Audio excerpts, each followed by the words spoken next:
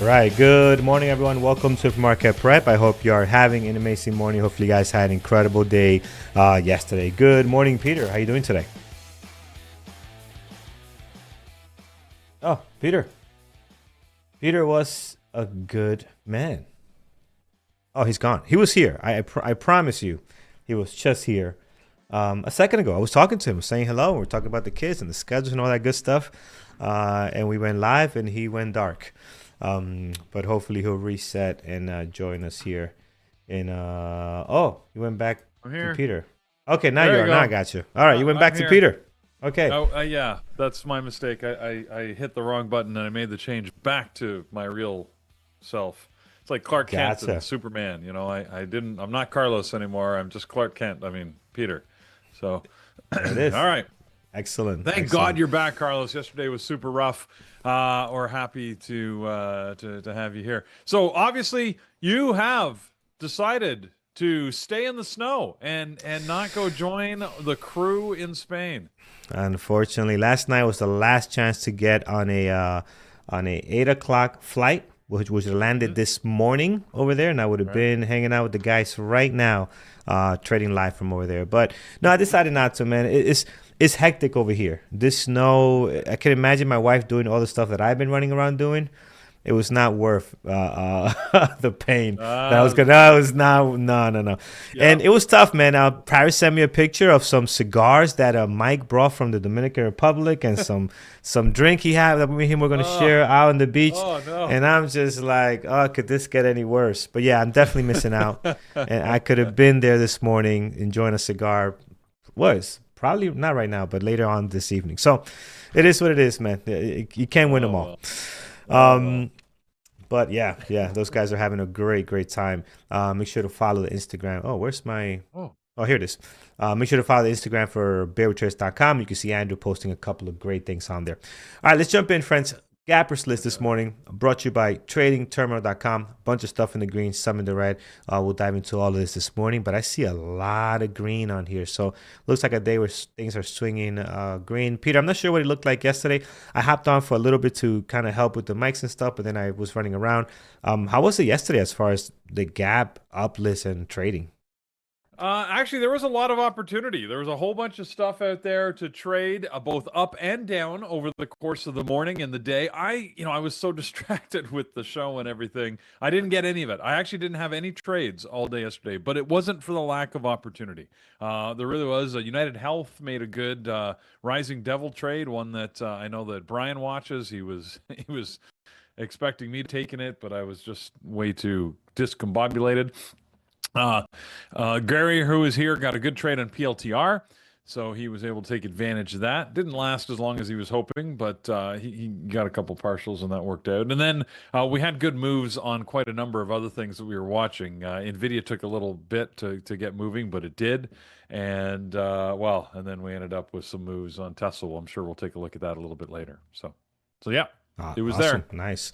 I'm also seeing SPYs hitting all-time highs here. All-time highs this morning, so that should be very, very interesting. Looking forward to today's trading. All right, let's go to our U.S. economic calendar. Peter, what do we got going on for today? Look, they've cleared the decks to make way for the FOMC rate decision. So what I haven't done this morning is let me check out and see what the consensus is. Yesterday, we're sitting at 97.2%. Right now, we are still at 97.2%. All right, hasn't moved. The expectation is there's going to be no rate change. So just because the Fed announces no rate change doesn't mean the markets don't move. You're going to see some sort of blip, big or small, in the market. Usually it retraces that, and that's right at 2 once the data comes out. The computers always react, right? The algos react one way or the other. And then usually the big news, the market direction is decided based on the commentary and the Q&A. There's 2:30 is when the press conference starts. You get the fixed comments from Powell, and then the fun happens. And it should be, I don't know whether it's going to be market impactful, but it should be entertaining if you like this type of stuff, because a lot has happened since the last Fed rate announcement, the last time Powell has had a press conference. Now, he did have a release. Remember, he went and spoke and talked in response to some of the um, court cases, I guess. Anyways, what was given to him from the executive branch, he specifically addressed those. He only did a very brief Q&A, where the most memorable thing was when he was asked if he would reach out to the president and have a conversation. He said, "I have never spoken to any sitting president, and I never will." So so that was an interesting, definitive statement there, and it was generic and factual. He has not, never on record has there been an instance where he has spoken to a sitting president. So he works hard, I think, to maintain that independence, and we'll see what happens today. Obviously, there's going to be a lot of questions especially as he gets closer to the end of his watch. Right, he's got three more, including today, rate announcements. So he's not quite at the end of the rope, but he's getting close. And, you sort of expect, usually as people get closer to retirement, the filters come off. So I don't think we'll see that today, but you never know. The markets will be eagerly awaiting it. So anyways, that's the big news. So just be aware, this morning is probably going to be pretty quiet, right? Volumes will probably be a little lower than usual. If you've got a bunch of money, you're going to wait. You're going to wait until you understand what the Fed rate announcement, make sure that there's no surprises, and before you sort of make some big bets. And don't forget, we have a ton of earnings tonight. Tonight is actually a big earnings evening. You can go to Trading Terminal and it'll give you the rundown. But we've got some big companies that are also releasing earnings this evening. So, it's very interesting. Rarely do you get that type of stuff that happens right after a rate announcement. So I think that's going to make earnings even more interesting, with Meta and Microsoft and Tesla and IBM. And anyways, there's a bunch of them that have earnings all this evening after the close. So, Carlos, and we're going to be doing a live broadcast, I believe. Are we? Yes, we are going to be live for the close 3:30 to about 4:30 today. So we will be doing that, and we'd love to see you guys here. We'll do it on YouTube and on X as well, and in chat room. So you guys make sure to hop in a little bit later and watch us go through those earnings. So we got today, we got Microsoft, Meta, and Tesla. Not sure when they actually report, but we'll focus on these three here for sure.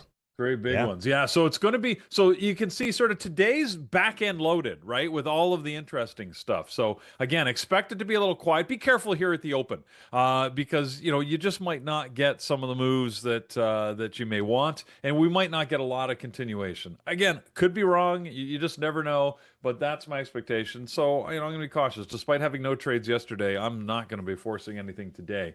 We'll just wait and see, if the opportunity presents, I'll jump all over it. If not, you know what? I'll just be watching. So yeah, we'll see what today brings. All right, friends, let's get into this gap versus list. Let's start with the first one, up 48% this morning. PDYN. Wow. Look at this. Up 48%. We are rocking, my friends. This thing started around 664 this morning. Previous day closed at 652. And since then, it's turned on the engines, and look at this go. 24 million shares traded, Peter. So we got tons of volume on this thing. Here's a look at the daily. We have been up here before. What's the float on this? Actually, not. It's a low float. It's under 40. For me, usually under 40, under 50, I'm a little bit more careful.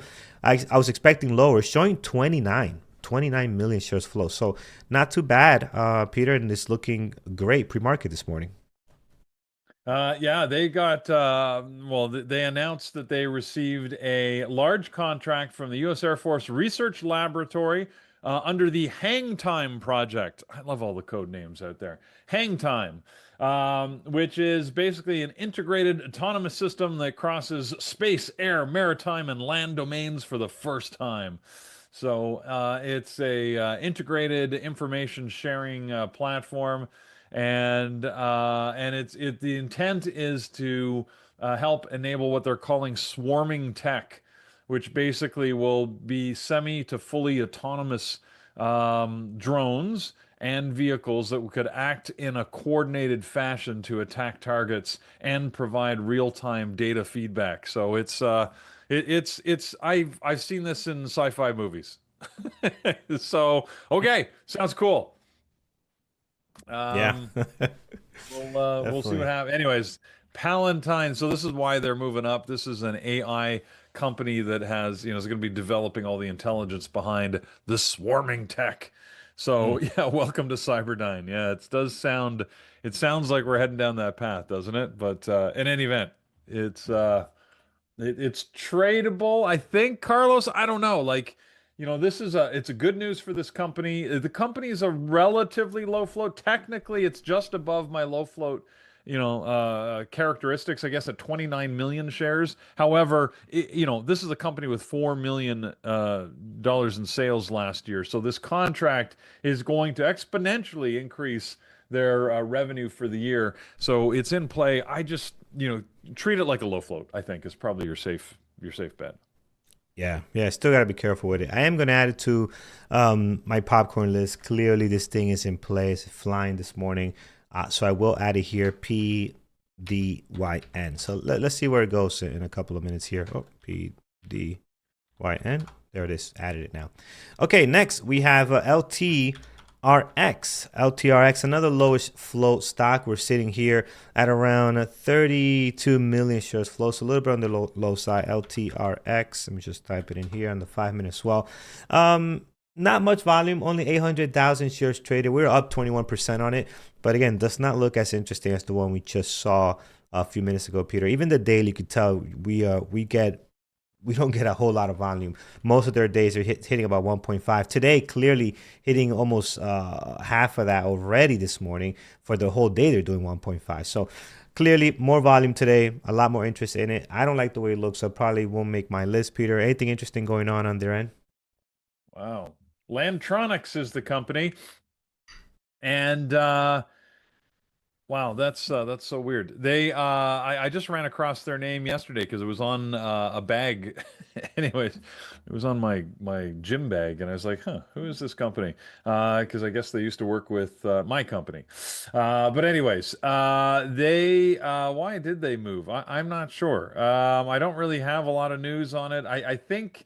They are a communication and drone-based company. I believe it's probably the same news we just talked about on Palantir, where I think they're part of the contract. So whereas Palantine's providing the AI intelligence and backbone, Lantronix might provide some of the actual physical drones themselves for this what is it? Project Hang Time.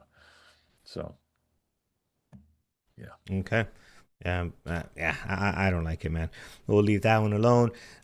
Next we have AI. Wow, it's the last time we saw this one on the gappers list, Peter. I think it's been a while. And you can see here on the daily getting a nice gap up. I got some older levels which I'm gonna remove here, although they're looking pretty good. 15, you can see there, looking pretty nice, close to the high of the pre-market. 14 seems to be an area. Maybe we'll leave them here in case we keep it. 1.5 million shares traded. We're up 14% on it. Pre-market action is giving us a little bit of activity today between 14 and 15 especially. What's the news, Peter? Looks like could be one on deck this morning, at least as a secondary, if we like what they're doing today. Yeah, there's rumors of a merger. There's a company called Automation Anywhere that has expressed interest apparently in acquiring C3 AI, which is this company here. No details of the deal have been released, so it's tough to tell. A merger would definitely be positive for them if that was to happen, because usually they have to buy at a premium. So of course the stock moves up a little bit, but we don't have a price. So yeah, I don't know what to make of this. This is going to be news dependent, right? Either Automation Anywhere will release a statement denying it or confirming it, and the stock will react appropriately, or they'll say nothing. So, but they're probably going to say something one way or the other. Yeah, yeah. Yeah, I'm not sure about that. We'll leave it alone. If you guys see something great, let us know. I know it can trade well. We have traded in the past when the AI was going insane, but for the most part, I think we'll find something better off this list. So let's see here. STK is next. Seagate Technologies. What do we have here? Up 8.7. 221,000 shares traded. Look at the daily on this thing. It's definitely been rocking. Wow. going back to April of last year, of course, $66, hanging out at 404 right now. So, Peter, clearly the day looks great. We have not seen this a lot on our gappers list, though. At least I haven't noticed it. But today they're making their way up here. I think it's the volume, right? The volume, though they're moving a lot here, their volume seems to be very low. So maybe pre-market they have not hit over 200 that often. But today seems like something is happening. Looks like it might have started last night, Peter. You got some action here. Earnings, maybe? What's Correct. What's the deal? Oh, okay. Yeah, they had earnings after the close yesterday, and it was all good news. Revenue was up in the quarter. Their dividend was increased to 74 cents. They had record shipments and a whole lot of segments. Their capacity was up. Their forward-looking guidance was higher. Everybody was popping champagne over at Seagate Technology. So they were having fun. Now, we probably know, I'm just saying we, like retail people, probably know Seagate for making like hard drives. Remember back in the day, I used to have a Seagate hard Oh, that's yeah. I remember that. drive. Right. That's these guys. Yeah. Okay, yep. Did not put two and two together for a second there. Yeah. Of course, There you go. of course. That's them. But they do a lot more than that. Of course, these days, they're focused a lot on AI data center build out and equipment. In fact, 87% of all of their business shipments were data center related. So they're providing a lot of heavy equipment for large scale AI enabled data centers and a lot of disk technology, right? They're still doing a lot of data storage. That's our primary segment, but they've got a lot of manufacturing capability for a number of products. So, anyways, good news. Carlos, I don't think I've ever seen this on our trading list. We were looking at it last night, and yeah, it actually, I can't say that it was bad. It actually moved fairly decently, but look at the volume. Like it's just even this morning, we only have 230,000 shares traded. It's just not enough interest that I'm going to do anything with it. Yeah. Yeah, same here. I mean, it's definitely got a very impressive daily. Other than that, I don't think it's one that's going to make our list. GRI stepped up here all the way to the top, so it just kind of skipped through a bunch of tickers. Let's see what's going on there. It is up this morning, 8 point. Nope, that's not right. Hold up. GRI. Wow, 86%. Flying, Peter, here. Look at that, 2.8 million shares traded. Definitely something is happening. Went from $4, just the low of the pre-market, to about the high of almost 12, 11.90. So let's see what's going on here. Float on this one is a whopping, is that 90,000? What is this? My math is horrible, but this is what, 90,000? Yeah. Well, okay. Yeah, I see 370,000, but yeah, it's in that range. Yeah. It's low. It's very low. What is that, like a quarter of an Andrew? I mean, that's low, man. That is low. I can't even measure that. Can't even measure that in Andrews. Like one Andrew trade. Yeah, you could trade the entire, stock. I don't know about this one. All right, we'll leave this alone. Popcorn. I definitely, again, listen. I love watching these tickers. I like to see them explode and go to 300, 400. But I am not trading them. Okay, I'm just not going to trade them. But I do like the excitement. I like the drama, Peter. So I'll put it here on the popcorn list and see what happens. All right. Well, any news though, Peter? Nothing on it, right? Yeah. Yeah. They did have news. They had phase 2A trial results that came out very positive on a drug they call GRI 0621, which is to treat idiopathic pulmonary fibrosis, and which is fascinating. It's a sort of a gene treatment therapy that showed an actual ability to reverse the effects of pulmonary fibrosis and actually showed to repair lungs. So it basically did this RNA sequencing of genes that reversed some of the effects of IPF, the disease. So good news for the company, the stock, and of course anybody with it. That's phase 2A. So if you know the process, you have to go through phase 3 before you get to live human trials. So they're only halfway there, but it's good news. Look, biotechs are always tricky. We were trading a low float yesterday. Actually, we had, Carlos, 2 low floats that we had put on the list. You may have noticed yesterday before you deleted the list that actually did well, but they weren't biotechs. The one that we were trading was Corning, actually, GLW. If you look at that yesterday, it had a great move, and I know a number of people were taking advantage of that. We talked about that yesterday, but I mean, I don't expect GLW to be in play today, although it already has 1.3 million shares, so maybe it'll continue. Who knows? But this GRI is absolutely in play. I mean, it's got 4 million shares. I'm watching it rock here. Look at it pull back right now. So yeah, this one's in play. If you don't mind the risk, or what? No, let me rephrase. If you have a way to manage the risk effectively, this looks like a good mover and shaker for this morning. Yeah. Yep. All right, friends. I put it here on my again popcorn pile just in case we get something going here. All right, let's do a few more. I see some better names towards the bottom of this list, like MU, CRWV, which by the way, Peter, I trade the heck even after we were done on Tuesday. No, was it Tuesday? No, Monday. Oh, I don't even know what day is today. It was not yesterday, the day before. I traded the heck out of that thing. Eventually ended up almost slightly green. Oh my goodness, it got me up, down. It was just so bad, so bad. But yeah, I see it down there today. Circle of Internet is also there, which again seems to be on and off at times. INTC, which you guys like. But yeah, let's take a look at what's happening to those in a second. I will do one more off this list, which will be. Did we look at LRN already? The list keeps flipping on me. No, I don't think we have. The list keeps flipping on me because we're getting new tickers with more volume just making their way to the top here. LRN is another one that's now up 22%. Again, very little volume. So very similar to one we just saw earlier where we barely see them on the list. Only 208,000 shares trade. I'm not really interested in that. Again, they are gapping up pretty big here, 22%. But I'm not sure about this one. Flow on it, 41 million. So it's kind of that borderline low flow, not low flow, depending on how you want to look at it. Peter, any news? Maybe the news can surprise us and make us want to watch this one a little bit closer. Earnings yesterday after the close. It looks like they beat their numbers in the quarter and said that they've got strong expected results for the next quarter. So positive outlook. This is Stride. I don't know why their ticker is LR. Oh, Learn. Stride Inc., which is an educational and training services company. Got it. All right. Took me a second to figure out their ticker. Okay. Yeah. So I don't know. Not interesting enough. Yeah. I love the gap up. Wish they had more volume. If you're going to watch it today, let us know how you see it. If it does anything great, please point it out for sure.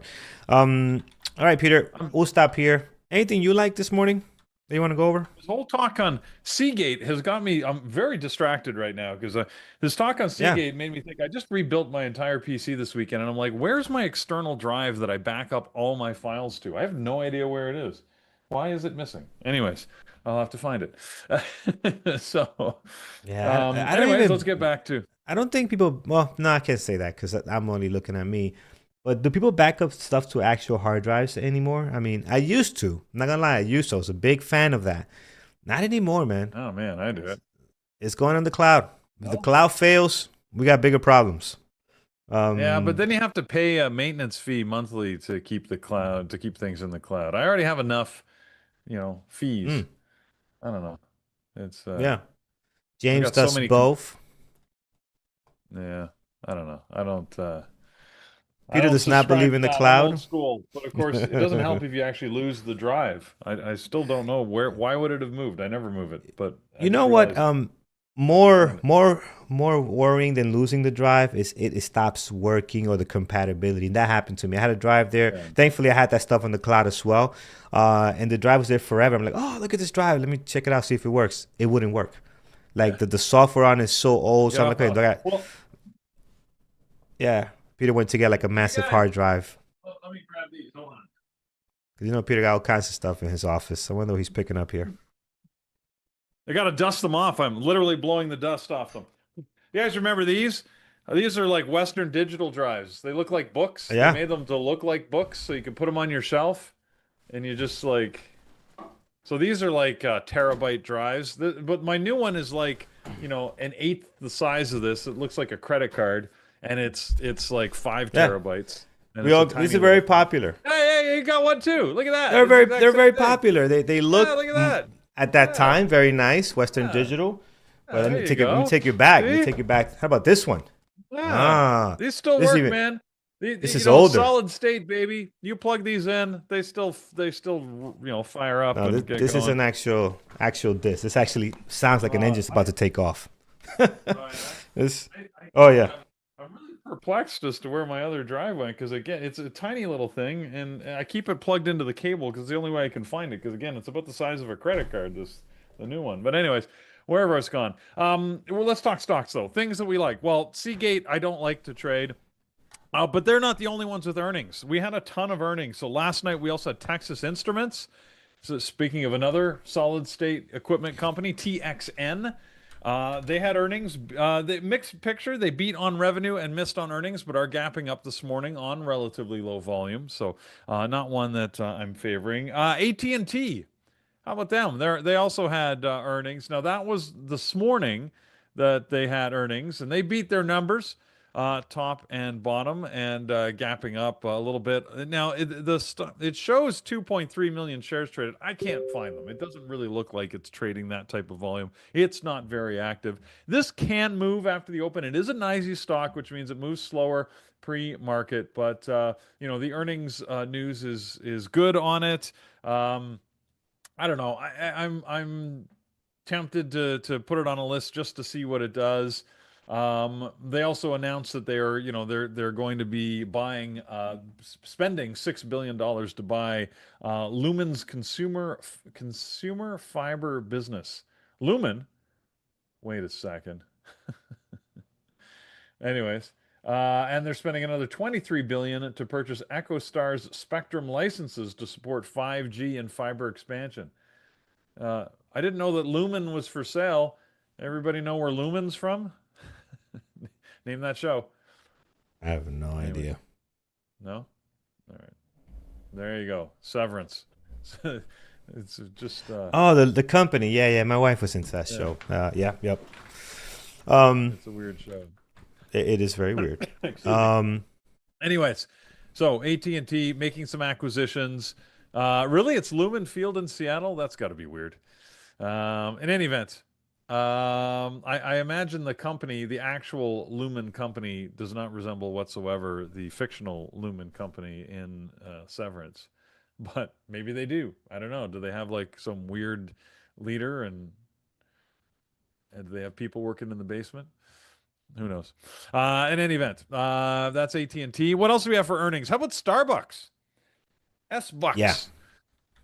Starbucks, I noticed on the gap up list here, and they're moving higher on a mixed picture of earnings. They beat on revenue, but slightly missed on bottom line earnings. That being said, the company is moving higher. I noticed so far this morning, their earnings actually came out a little bit late today. I think, usually, oddly, as much as their quarterly numbers, Starbucks is often measured on same store sales, so SSS, same store sales, and they actually went up 4% and then increased their guidance for the rest of the year. Part of it, by the way, based on a sale of its China business to a company called Boyu Capital. So interesting that they had a Chinese business and that they're getting out of it and that they're selling it for $4 billion. So they'll be able to pocket that and make some other investments, I guess. So All right. there you go, Starbucks. There it is. I like Starbucks, man. When it does earnings, it has traded well for me, so I'm gonna add it on here. I do like the volume. Do love the gap up this morning, so we'll be on deck as well. All right, Peter. Anything else? Well, we have earnings after the close. There's more earnings, but they're gapping down, so we'll handle those on the gap down list. I'll just take the reminder now of, be careful on the stuff that has earnings after the close today. Once again, you can go to tradingterminal.com to find that information. But yeah, Microsoft, Meta, and Tesla are the big three. Tesla, again, a decent trader yesterday. Not easy, but it definitely gave a move, an opportunity. I think the drop midday from VWAP was probably the best move in my opinion, but I didn't take it. But yeah, just we'll have to see what they choose to do today. What doesn't have earnings and should be able to trundle on its happy way might be NVIDIA today. The semiconductor segment is fairly quiet after, remember, Intel had earnings earlier.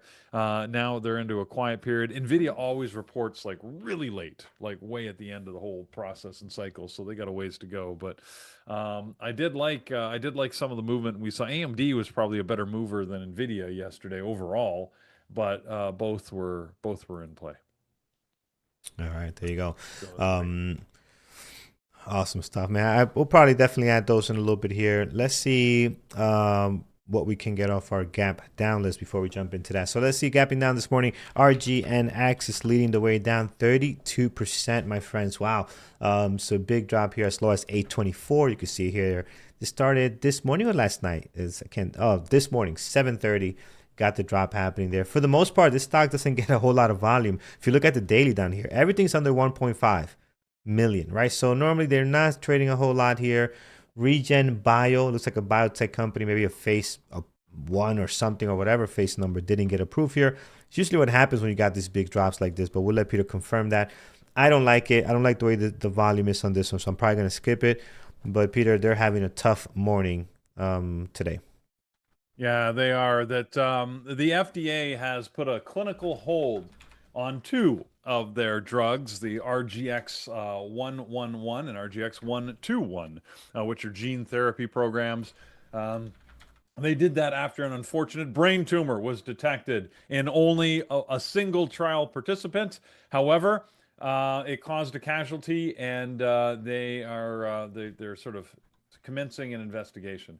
It's always tough with these drugs because, of course, you're testing the drugs on individuals with existing problems. So they have to figure out, did the drug exacerbate or cause the problem, or was it incidental? That's basically what the investigation is. So right now, with the drug trial being on hold, this is why we're seeing it drop. But again, it's one of these news. If they come out and the FDA says it was caused by the drug, look out, man. This thing is going to drop very much farther. But for the moment, 32% is a big enough drop, isn't it? Hit just because of the drugs being put on hold. Yeah, it's never good for a biotech company. You can see clearly this one reacting. I just don't think it's going to trade well. I think that this is going to be probably the biggest move today. And you're probably going to get a lot of sideways action even into the market open. So I'm not interested in that one. Let's look at APH. It's another one that is down quite a bit here. Not as much, 10% today, and you can see here a lot more volume, 986,000 shares traded. So APH feeling the heat, popped up above the previous day close and then slam back down. So looks almost like some kind of earnings type of action here, Peter. Oh, Peter's gone. Here I Peter, am. you looking for more hard drives? What are you doing? I'm still looking for it. Again, it's driving me nuts. Like, I understand it. I don't ever move it. Why is it moved? Has somebody stolen my drive? Why would somebody touch? Anyways, never mind. Who's touching my stuff? Well, there's nobody here to touch my stuff. Anyways, they actually had earnings that announced this morning, and they had better than expected results in the current quarter. However, the outlook was a little bit lower than analysts were expecting, which is interesting because they're actually guiding a lot higher than they ever have in the past. However, they just completed an acquisition of a company called CommScope CCS. And I think the analysts were expecting the results or the new forecast to include an increased sales from both companies as a combined entity. And they're not seeing what they wanted. So not good enough. Amphenol. Oh my God. Joking. Hopefully, Peter, I hope you're good. I don't know if you're looking for the hard drive, you're sneezing. I don't know what's happening, but I hope you're okay, man. Okay. All right, let's see here. Again, another one that I just don't think is going to trade well. I could be wrong on this one. This one looks a lot better than one we just saw just a minute ago. There is a lot more movement. It is down 10%. It's got some good volume. This thing can move. I mean, just look at the high is 173. The low is 140. And some of these candles are about $6, right? So if you do decide to trade this thing, which is sitting at it's a large float, massive actually, 1.2 billion would it be. just still be cautious. Like risk management is extremely important on stocks that can move that much and just literally blow your face off. So be very, very careful. UMC looks horrible. What is this? UMC United Microelectronics Corporation. Okay, this looks brutal. Even the daily looks pretty crappy here. So I don't think we've seen this before, but looks like it makes all the moves in the pre-market or after hours, and the daily action is very small. So not quite interested in this one. Even pre-market doesn't look great. So again, this is, I think, a big old garbage truck for this one, Peter. Okay. Yeah, I mean, I love companies with these generic names. United Microelectronics. All right. It's a semiconductor company out of Taiwan. Basically, I think they sort of make products that they feed to Taiwan Semiconductor for big semiconductor manufacturing. But anyways, they announced earnings that were above guidance, but sorry, above expectations, but their guidance for the next quarter was flat. So, all right, there you go. Have we ever seen it? Do we ever trade it? No. I think we can continue that trend. No, I can't even remember the ticker. Yeah, it looks pretty bad. Let's go to R&R is next, and this is Rich Tech Robotics. So Rich Tech Robotics, they're down 6.5 this morning. Tons of volume, 6.8 million shares traded and 132 million shares flow here. So I had a big day yesterday compared to the price. Went from 420 to about 560. Today as high as 586 and back down to 5. So got some movement on here. We do have shares for sure, so we could play this both ways.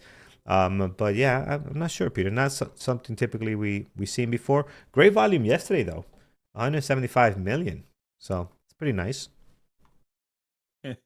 What's the big what's the anyways, go to their website, Carlos. Do you have ability to call up their website there? The Rich Tech Robotics, not a company I've ever heard of, but I like how they if you go to their website and call it up, the very first thing you see is a robot inexplicably putting together a hard drive on I got a different set of videos maybe. But it showed me a robot putting together a hard drive on a table, which why would it ever do that? But look at the design of these things. Look at that thing. Doesn't that look, I don't know, scary and cool at the same time? But then the next videos that I got, Carlos, were two different videos of different type of robots. If you just let the thing run at the top, anyways, making drinks. I'm like, now that's technology that I need. I need robots making me drinks. So yeah, just leave it on that video right after this one. So why is he putting a circuit board together on a table? Like seriously. He's fixing himself. He's fixing himself. Yeah, I guess so. Oh, so you got a whole different set of videos. What's going on? I didn't see. What is he doing? And he's like, why is a robot using an iPad? And what does a robot need to use an iPad for? Come on, man. Anyways, sometimes I love the way companies have chosen to market things. It just it amuses me to no end. But yeah, I definitely want a robot. You gotta get this one. Why aren't you getting this one? Yeah, I'm not getting the video. It's probably because your phone read that you said drives or something, or you said drinks, and now it's personalizing your videos. You know? You think? You'll be doing that. I won't be surprised. Here, I'm gonna share a screen. Let's see if you can share the screen because I like my videos coming anyway better. Hold on here. Now they're fixing tires. It goes through this loop here, anyways. But they've got these little. I find it so amusing sometimes these companies where I guess this stuff is what you're using to sell it. But like I need a robot to bring me coffee. That's because that's the height of technological innovation. So here's the guy doing putting a screw in on the bench, and then here's the main. Look at that. I want that robot bartender. Look at that guy. That's now we're talking. That's robotic innovation at its finest. Or if you don't like that, you can get the little spider one. This guy, look, he's got little spider legs. Only one arm pouring me a drink. Because after a couple of drinks, that's not going to freak you out. Anyways, all right, never mind.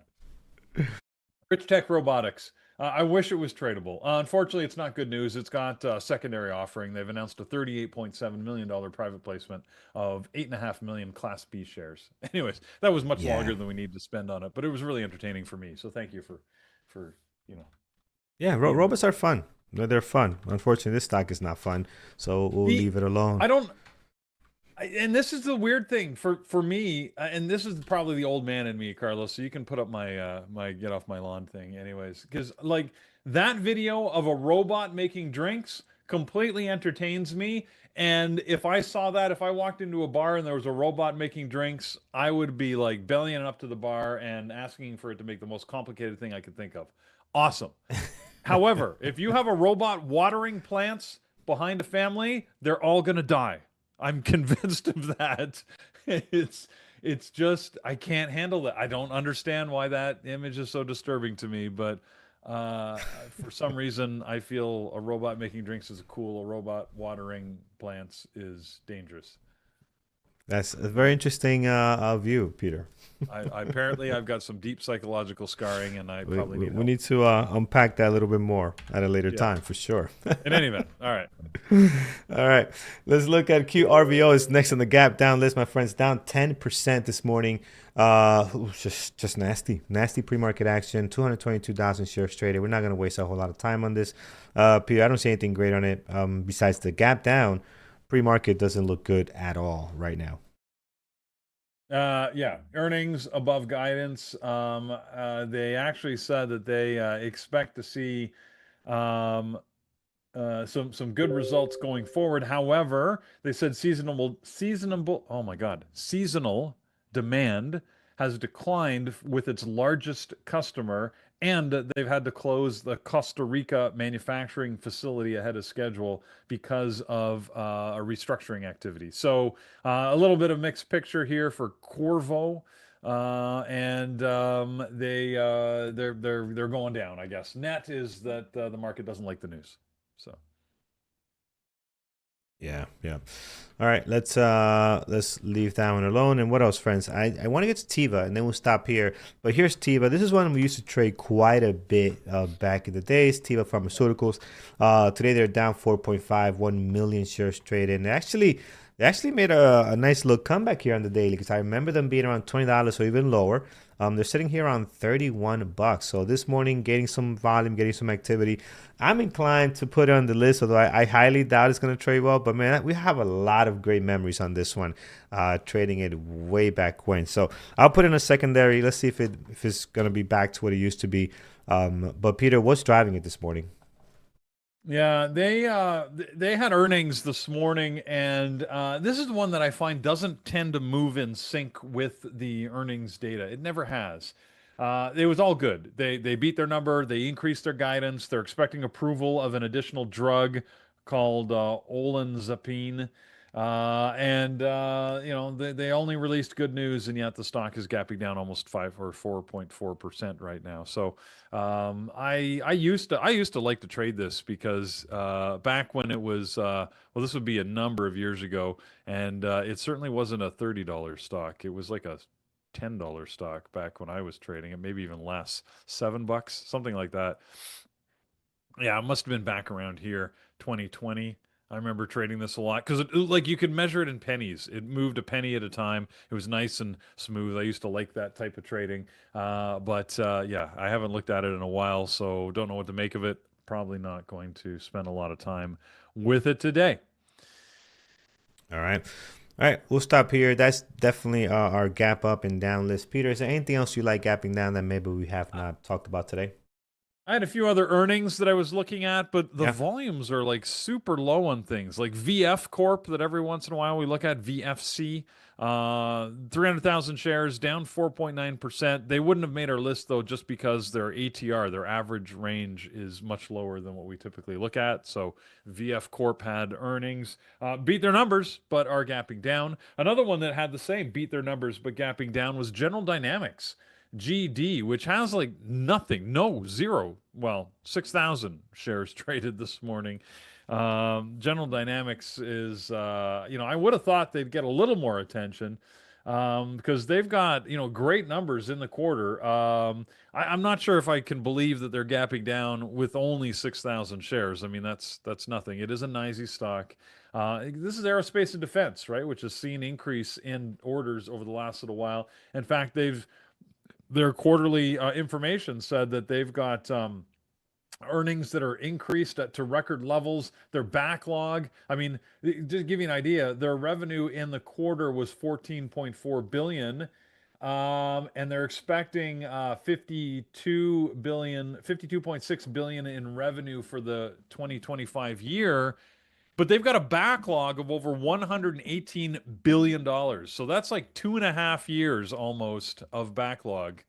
That's pretty good if you can have that much of an order backlog sitting out there. So, in any event, it's all good news, but General Dynamics is gapping down on no volume. I don't think I've ever tried to watch or trade this, so likely, I mean, I'm looking at the volume, it only gets 1.4 million shares a day, which I don't, anyways, for whatever reason, this is not an actively traded stock.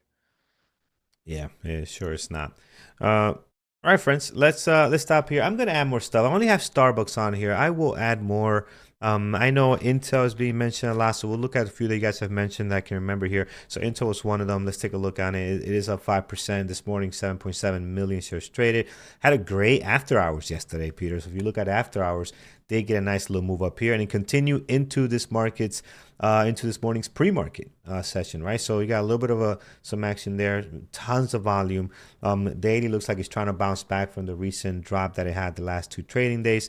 So I'm inclined to put it on the list. I think it looks well. It's a hit or miss, right? For me, it's been more of a miss than a hit with Intel, as far as not actual performance, but as far as finding opportunities. Like when I look at it, there's just nothing there usually for me, so I end up not trading it. But I'll put it on the list today because it does look good. Peter, is anything particular that took place last night or into this morning on Intel? I mean, it does look interesting. Intel, I mean, I don't know. They did, there's speculation because of Texas Instruments numbers that it's causing a rise to all semis this morning. Remember, Intel was first out of the gate late last week, having having released their quarterly info. I don't know. Like you said, Intel's a tough one because I mean, look at if just compare what happened after hours, Carlos, where you're right, it did move well, to what happened during the day. And during the day, Right, yeah, garbage.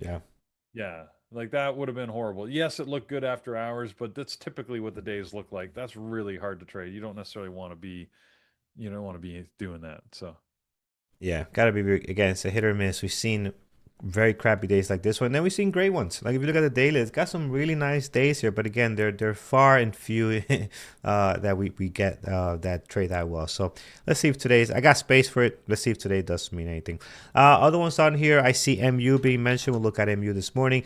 Wow, all-time highs continue to rocket here. Look at the pop here, high of 433. Peter, this thing is on fire. I'm gonna have MU on deck. Are you? I don't know. It did move better yesterday. Maybe I will. I've got a separate chart I keep for a third semiconductor because I always have NVIDIA and AMD. Maybe I'll make MU the third today. Normally I go with like Broadcom or something, but it could be Micron. Who knows? I mean, this thing, as we know, has been on fire. Remember when we were just watching it, see if it could break 400, Carlos? It has, Right, right. clearly, right? So Yeah. I don't know. It's still in play. Yeah, I'm gonna watch it, guys. I do like it here, and of course, I'm gonna think about AMD and Nvidia. We can always watch those as they trade a lot better. But let's see what MU does today. So I'll add AMD on here as well on my list. All right, one more. Let's do one more here. What else we got, friends? RDW. Redwire. I'm not a fan of this one. I seen this before. I don't know. This is one of the two that we were looking yesterday. There was Corning, which was the GLW, and RDW, and people were watching it yesterday. It did give some interesting moves because it did move up at the open and then pulled back to VWAP, and I know a couple people took the chance on the long and got a great trade. So To me, the fun was over in the first hour of trading. After that, it sort of went sideways. So I think it just might be, I think it just might be done for now. But Yeah. you can take a risk on it. Again, it was one I was using as an example where you have to absolutely, this is a NYSE stock. You got to wait for the volume. Wait for the volume to tell you what you're going to do. And if you look at this yesterday, I think it was one of those where the first couple of minutes, it really wasn't doing much.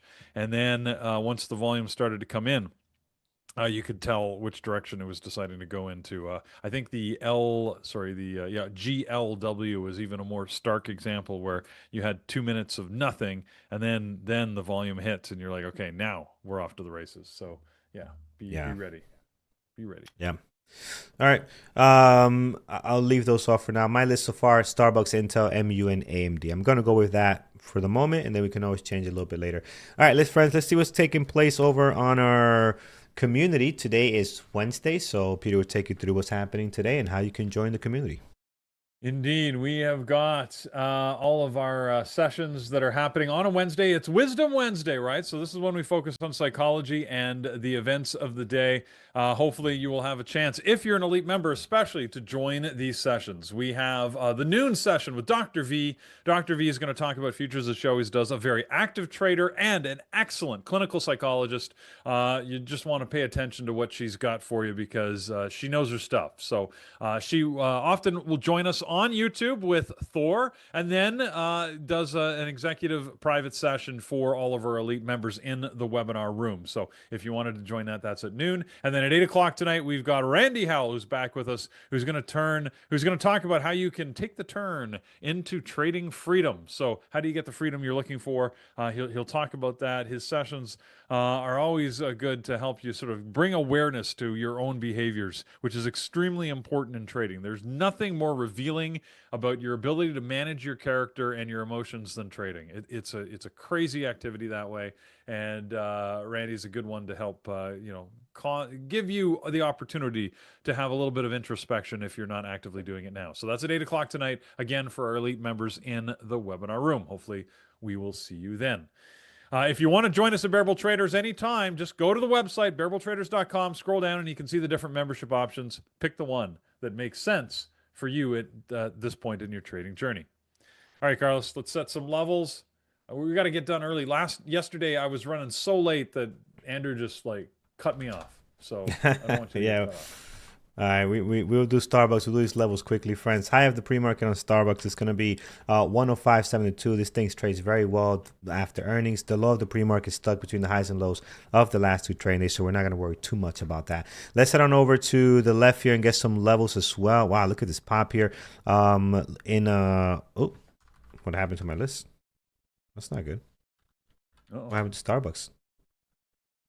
Okay, that's weird. It's appeared and disappeared. It's very weird.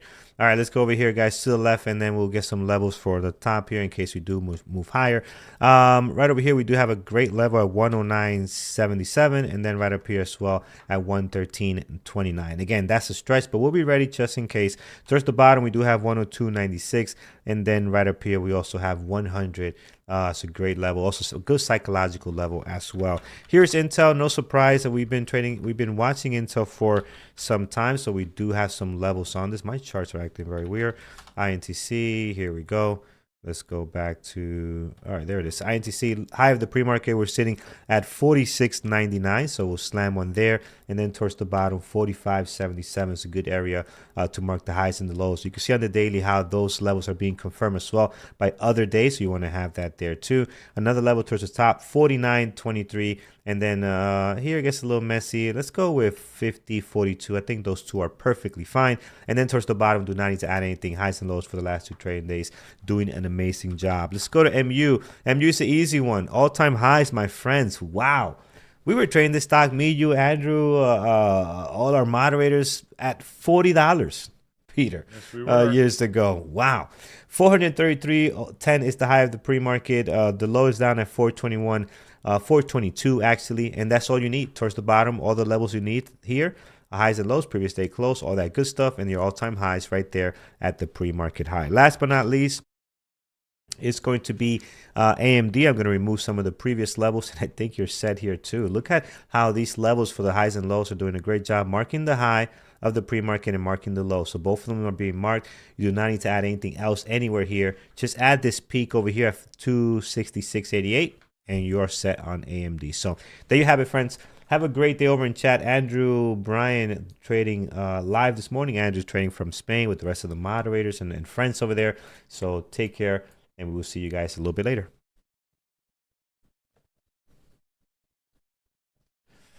All right. Where's Peter?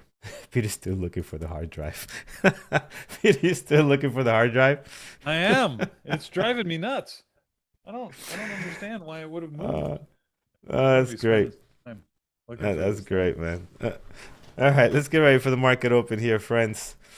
I'm sort of glad it came up, because now I'm worried about it. Like, why would? Yeah, you're not. It's gonna. Where's it gone? It's gonna bother you until you find it. That's for sure. Because I was going to back things up. I always back things up before you go on vacation, because you know how things get weird, right, when you come back from vacation. Yeah, always does. So, so that's why you got to back things up before you leave to make sure it all works. But anyways. So yeah, but yeah, I am no longer backing up anything in drives, man. Everything is the cloud if something goes wrong there. And the most important thing that I really have, Peter, is pictures. Like, what else are you really backing up that's that important that you cannot get online? Pictures. That's it. That's the only real thing that's the most important, at least for me. I've got a couple of finance files that I keep too. I like my spreadsheets. Got a couple of finance spreadsheets. Oh, what's Andrew showcasing here, Carlos? I'm not in chat. Let me see what we got. Oh yeah, he's bought himself a souvenir. Yeah, is that like a bull? He's got a bull. Yeah. A bullfighter and a bull. All right, let's. I got to open my live trading platform here. Peter's private collection.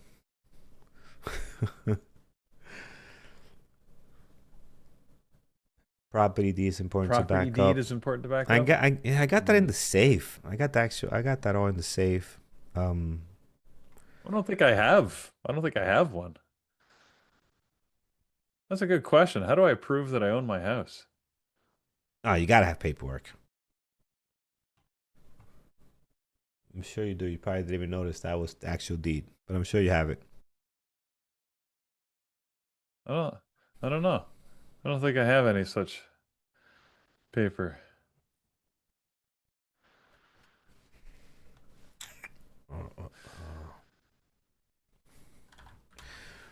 Thank you, Mehdi. It's good to be back. Hey, I sent you an email, Mehdi. I sent you an email asking which book do you want from Brian. Do you want the options book or you want the swing trading book? Let me know. You could let me know here, or you could email me, and we'll get you a copy of that audiobook. All right, we got a minute until the open here. I was just trying to call up our X. Here it is. Yeah, we got our There X. it is. Okay. Hello to everybody on X. Okay, Carlos, what do you think we're gonna get? Let me put Micron up here. Maybe I'll put Starbucks just to see if it does anything.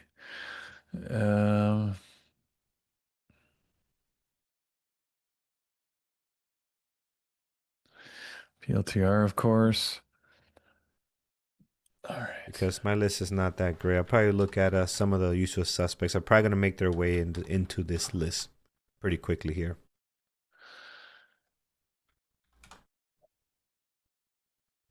D is dropping. That's not used. AMD. All right, here we go, friends. 2 seconds. There's the opening bell. And here we go. Here's the bell. I'd like a massive pop on AMD. Oh, yeah. Here we go. Here we go.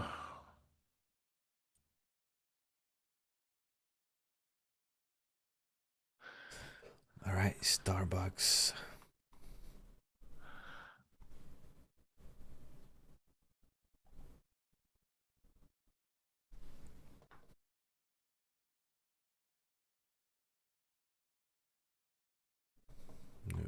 Nice. Starbucks doing some stuff. Intel starting off strong as well. NVIDIA dropping.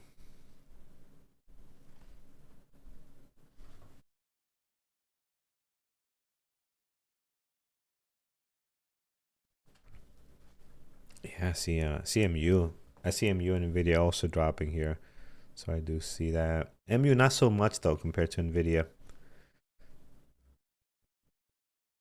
Oh, darn it. Come on. Here's our popcorn tickers, PDYN. 50 cents drop off the open. It's not looking good. This is going down. Might get halted here.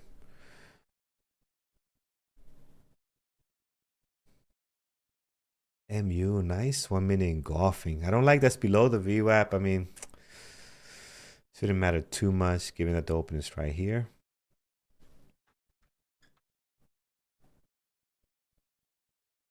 Let's see what Atlas is telling us. All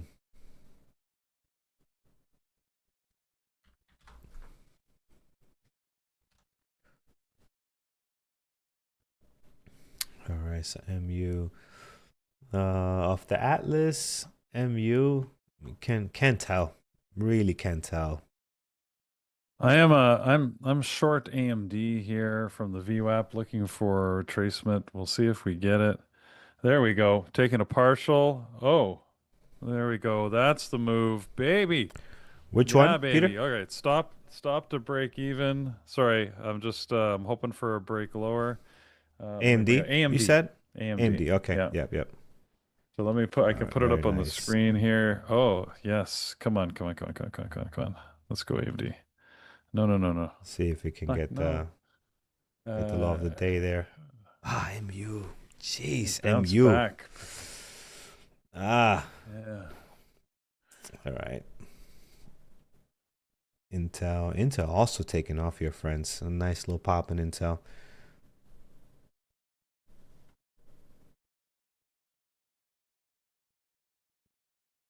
Starbucks.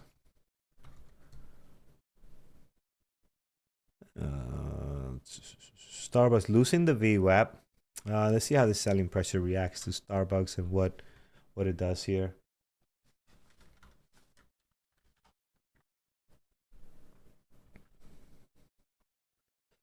Could be a good 5-minute ORB. Got stopped at the rest of AMD, so that didn't drop as much as I was hoping, but good Rising Devil trade. Got a little bit of a move. Starbucks. Oof. Starbucks up and down.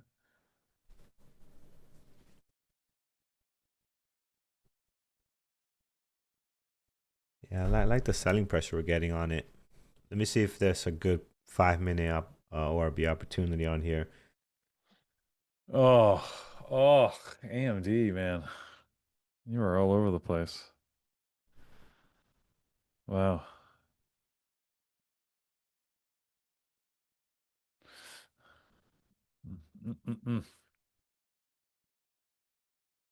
It's not gonna pull back. Brian's expressing the exact same emotions I am, as he got stopped out of AMD, and then I got stopped out a little bit after him.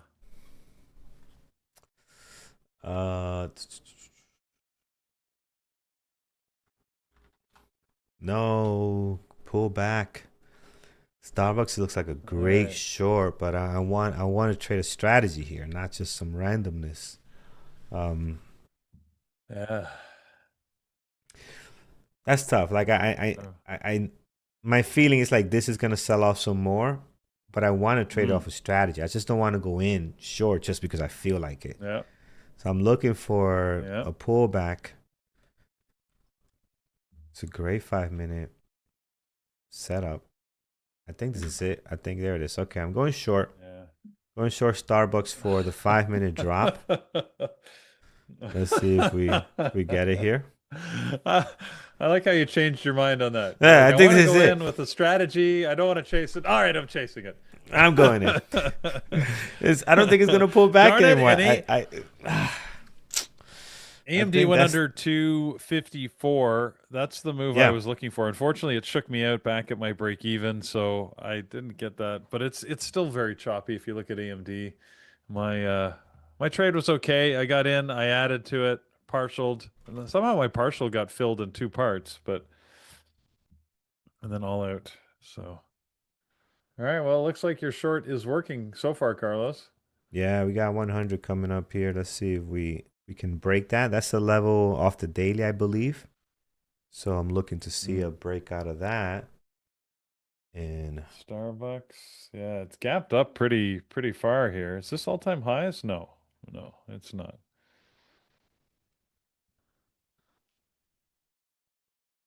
watching Atlas. Atlas not giving me much on Here we go, Starbucks, though, which it Carlos. Move happens. to Yeah, here it 100. is. Move Here it to. is. We're gonna Come on, take it let's do here. it. Do We're it. gonna There take it you there. go. Oh, There I you should have go. waited a little bit more, but that's okay. That's okay. Let's see if, yeah, that's All right. okay.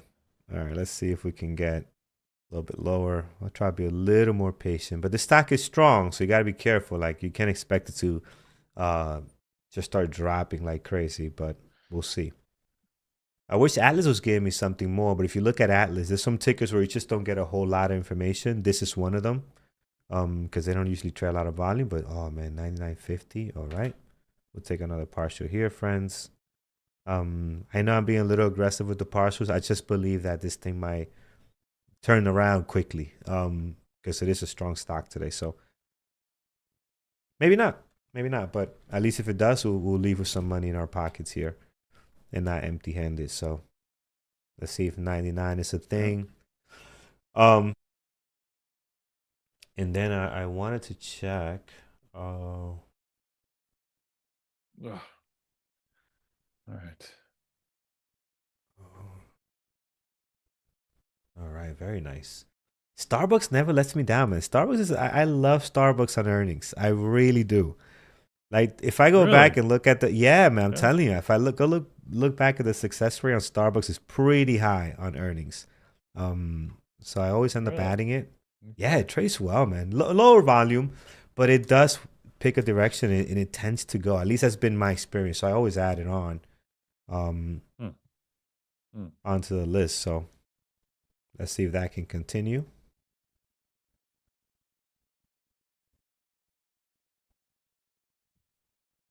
See, there it is, the pop. Gotta be careful. This thing is strong.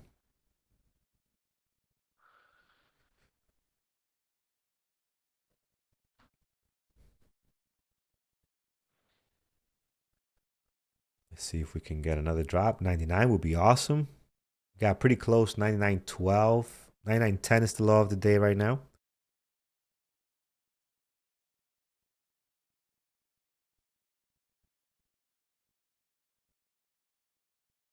Struggling here. If we don't make a new low, I'm going to take a partial. If we don't break this 99.10, I will take a partial because you're most likely going to start bouncing towards the VWAP, and I don't want to bring a lot of shares up. Yeah, I'm going to take a partial here. We'll take a partial. What a horrible fill. Well, we'll take a partial here just in case this move might be over. Peter, did you find it? I find it. I found it. See, the thing's so small Yeah, compared to the it other is small. ones. The thing's so small. It was hiding under a mouse pad. This is and see, I was looking for it because this is a Seagate drive. I'm not sure if you can see the logo on it, but I can see it's the got the S. logo Yeah, I on can the see the back and S it's got on the it. little S, the Mm-hmm. logo on the front there. So, anyways, Yep. it's yeah. So this is like my credit card. Was it 5 gig? 5 terabyte. So, get a lot of data storage, a lot of photos on that. Yeah. Oh my goodness. Thank God. I was getting nervous. Yeah, I'm nervous. Do you have a backup to that? I hope so, man. These drives Well, scare me now. yeah, yeah, I guess I Uh, mean that's the backup of the backup because these were my original backup, these old Western Digital ones. And yeah, then of yeah, course yeah. I've got it all on my computer. There's some of it that's Okay, all backed up right. to So the yeah, cloud because they do yeah. that. But Okay, I so won't it's pay for the extra storage on the cloud. yeah. So So you can't put all your photos there because it just sucks up all your storage. So Agreed, agreed. in any event,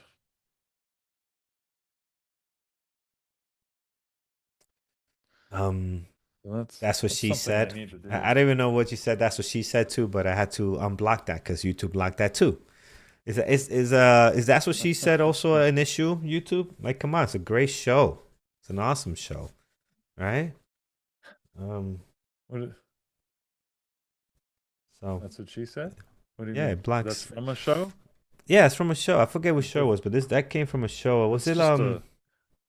No, it was a show that made it. I know it's just the same, but it's a show that made it very popular because he kept saying it. Who I What was met? the guy's How I Met name? Your Mother? I think it was that one. That's The Um, Office. The Office.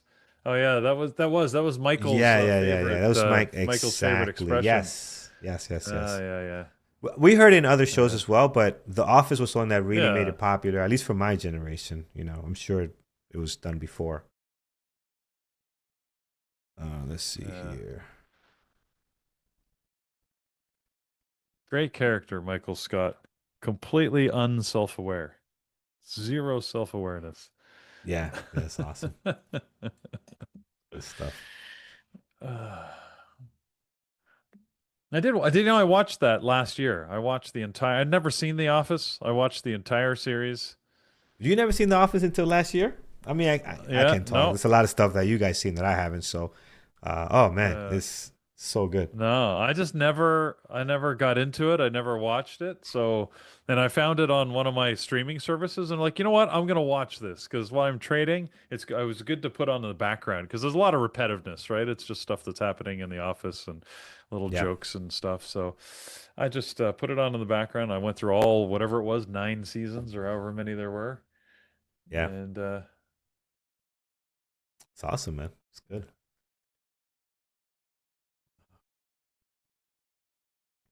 uh, Come on, Starbucks, give us 99 or lower. You could do it.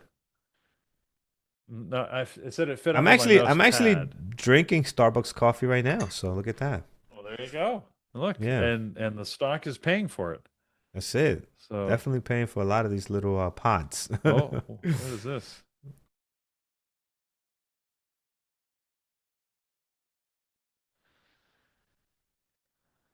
Intel was nice, friends. MU, wow, MU was very nice.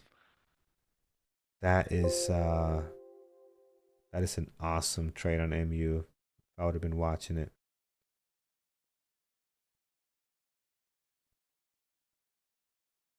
All right, Starbucks is struggling to break this 99 45 just right here. Just above the low of the day, just right there, It really looks having a tough time. but it looks good to me because it's wiki on the top side, so it doesn't look Yeah, like it so wants to move yeah, higher. So, I mean, we'll yeah, see. Like you said, Starbucks can be, well, I find Starbucks tough here, but right yeah. now could go either way. I love the selling Because pressure here. Hopefully this can yeah, get the movement down. If not, we keep coming back up to this 109, and it's probably gonna turn around. I'm probably gonna get out even before my break even. I just don't want to bring back shares to my break even yeah. point. Yeah, if it gets up over the 150 cents, then you're probably moving Yeah, higher, but we'll have to it's see. probably gonna. It depends how it gets there. Yeah, yeah, Yeah. It looks agreed. like it's riding. I've got a moving. Oh, you've got the same moving average there. That's like a 100 moving average, I think. Looks like This one it's I think is a riding up. 200, man, right? Because I got the 20, the 920, and the 50s. It's the 200. Again, doesn't really work too much on the lower time frames, but clearly this level here is looks like it's almost riding it. So maybe it is. I don't know. Maybe people are watching that. I usually don't pay a lot of attention to that moving average. Well, So here it is, 150. I'm yeah. gonna jump out of it, friends. Let's see how it does here. We're ready. If we don't get a sell down right here, I'm just gonna bail on it. And again on Atlas, I'm just not getting a whole lot of information on Atlas. Yeah. Hold, hold, Yeah, holding. I see. This looks hold. good. That selling pressure coming in, it looks good. It's not a whole Yeah, lot of see? volume, so The price action is a little bit funky. Um, all right, back under 100 would be nice. Uh, All right, wow, so that's here's an good. interesting thing. Yeah.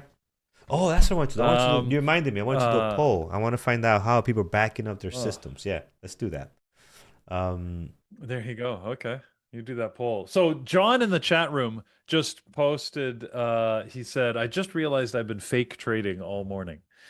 So, oh, been there, Carlos, done we've that. all been there. Oh, We've yes. all been there, right? Where you think you're trading live and the emotions are real. And it just goes to show you how the emotions are all in your Yeah. head. It's not Yes. about the money. It's about your Yeah. perception of the money and its effect. And what the So the market is doing to you, chasing your right. orders. Right. Yeah. Yeah. Yeah, or hunting you. And then you realize you're trading in a simulated account, which means nothing got presented to the market. The market didn't even know you existed.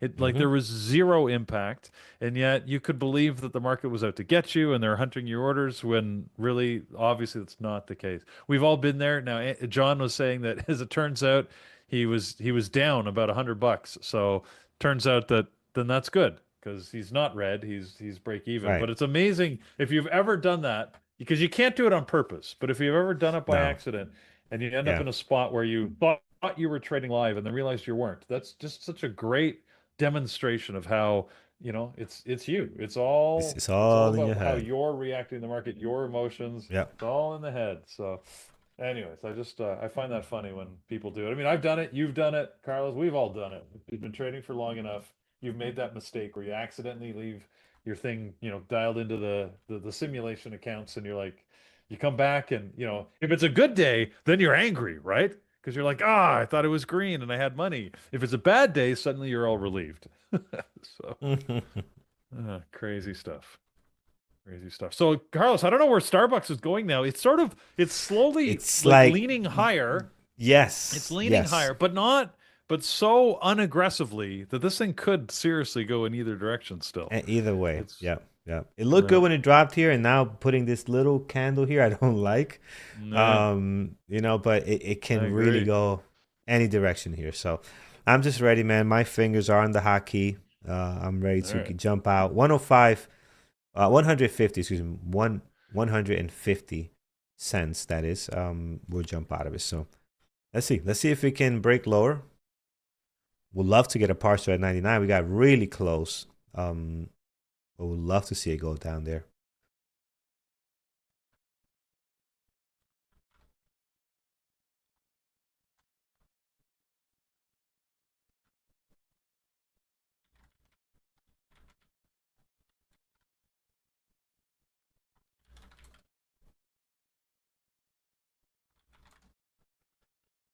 All right, let's see.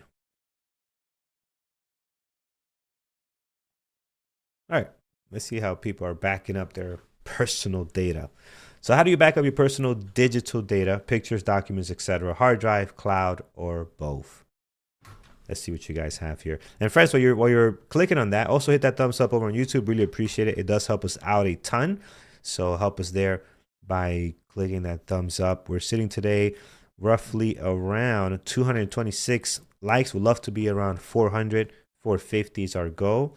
So if we can help us get there, we really appreciate it. Again, it takes a little bit of action from you, but it means the world to us. So thank you so much for that. And I'll vote. I'll put in my vote here. There it is. And we'll see. 68 votes so far. Let's see what the people think or what they're doing. All right. Starbucks. This back and forth action. Let me see if Atlas has changed. There's not enough volume for Atlas to give us good information. But if I had to choose, it does look bullish with this 101, 30,000 shares there. Right, and there's nothing towards the bottom. So I don't know. I don't like the setup. I don't like it. It's got to start selling off here. I'm getting impatient as it goes sideways after a drop. So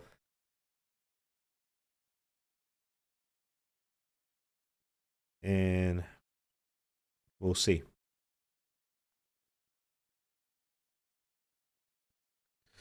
God.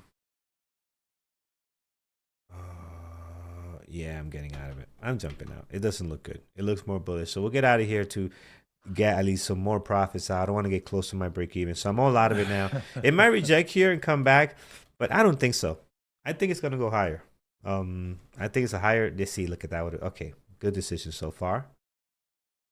Yeah, it's just the base here was nice, but again, very trade. We would have loved the continuation. I was waiting for an actual pullback up here that would give us an awesome entry, but didn't happen. But a good 5-minute ORB, and the decision was made off the 5-minute swap. If you look at the 5-minute, look at this beautiful selling wick here, selling pressure. We waited for the next candle to open, went short, so it turned out to be a great 5-minute ORB. Just not the continuation, which makes us really, really happy when that works out. So, all right, let's see what else we have here, friends. See what else. MU is another one that did not take, but this was another good 5-minute ORB as well. Look at this one. And this one was better because if you look at the way it forms, like you mentioned, Pierre, the way the price forms when it gets there or how it breaks out means a lot. MU, look at the way it formed here. This is a nice setup because you kind of got like an ABCD pattern forming here. So when you have the 1 minute looking like that, those are nice. Those are really nice to take. So inbounds enough to view as well. That's a John high of day break. Pretty yes, as well. Pretty characteristic there. Yeah. So a lot that looks good there. Hopefully you took that. Looks like a bear flag going down to 97. Starbucks?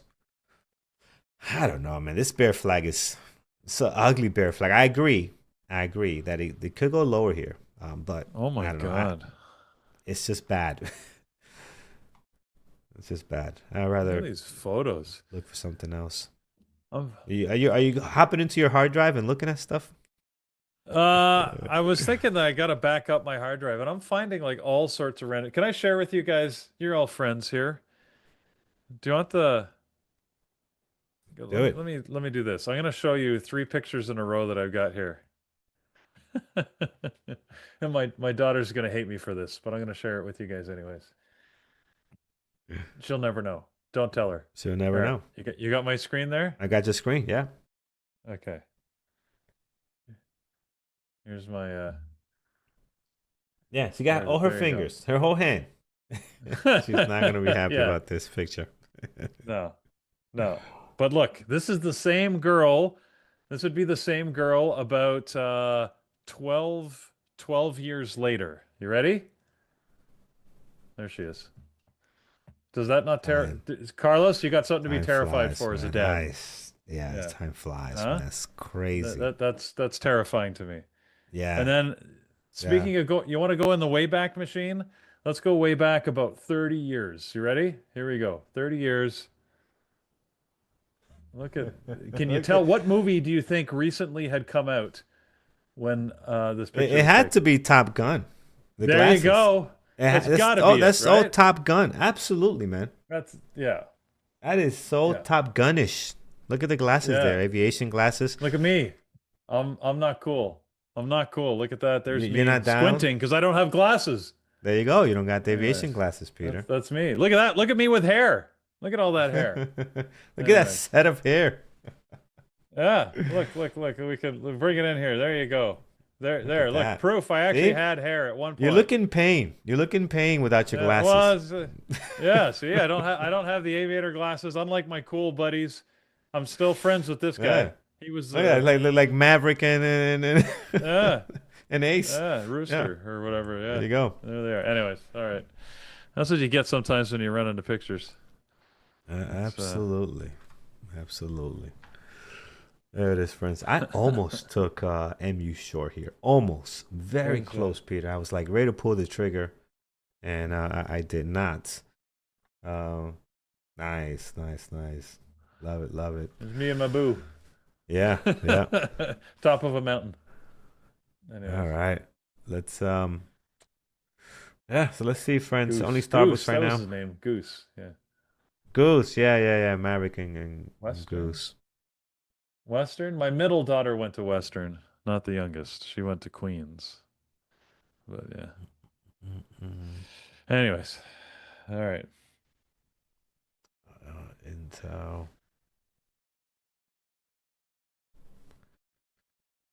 Intel turning around. MU. I almost took MU here. So close, but yeah, I didn't like it. I'm glad I didn't because it doesn't look too good right now.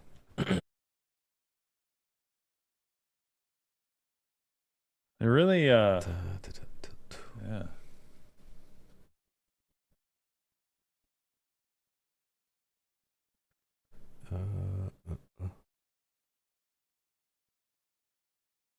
Yeah, so look, Starbucks never did anything. Still going sideways. Not much happening there. Tesla. Yeah, hasn't done anything yet, has it? I mean, it's slowly leaning upwards, like it's going higher, but Yeah. it's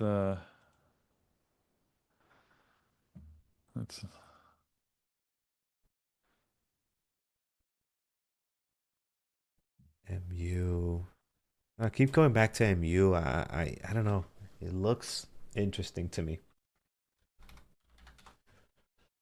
Oh, it looks interesting. oh,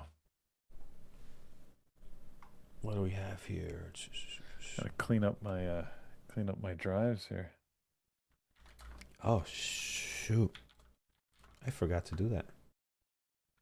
What's that? I forgot I had a session yesterday. I had a P Capital session. Mike just reminded me. So apologies, friends. We'll get that schedule. Can't do it today because my kids, for some reason, have half a day. I don't understand it. These teachers got it great. They got it so good in this town. Like, you were off Monday, right? Delay whatever. Yeah, what opening. happened Monday? Was it So winter storm they were, stuff or what? yeah. So they were. Oh, yeah, winter storm. Monday I get. Monday everything was shot. You couldn't get anywhere. You couldn't drive anywhere. It was actually dangerous to have these kids get on the bus and do all that. You don't want any of that. It was really bad Monday. Yesterday they had a delay opening for one of my kids, and the other one that goes to a different school. We thought it was delay opening, but I misread the email. They actually had no opening. I guess their AC system was not working, so they had no heat. Oh, so okay. it was like it was messy. It was messy, but everything's back to normal today. Okay. But there's a half a day, so I think my wife is one of the key track of the calendar. I think this half a day was scheduled before. I think so. I don't know. I didn't bother asking, but when I dropped them off today, it said just remind there's half a day. I'm like, okay, sure, I'll pick them up. Fun.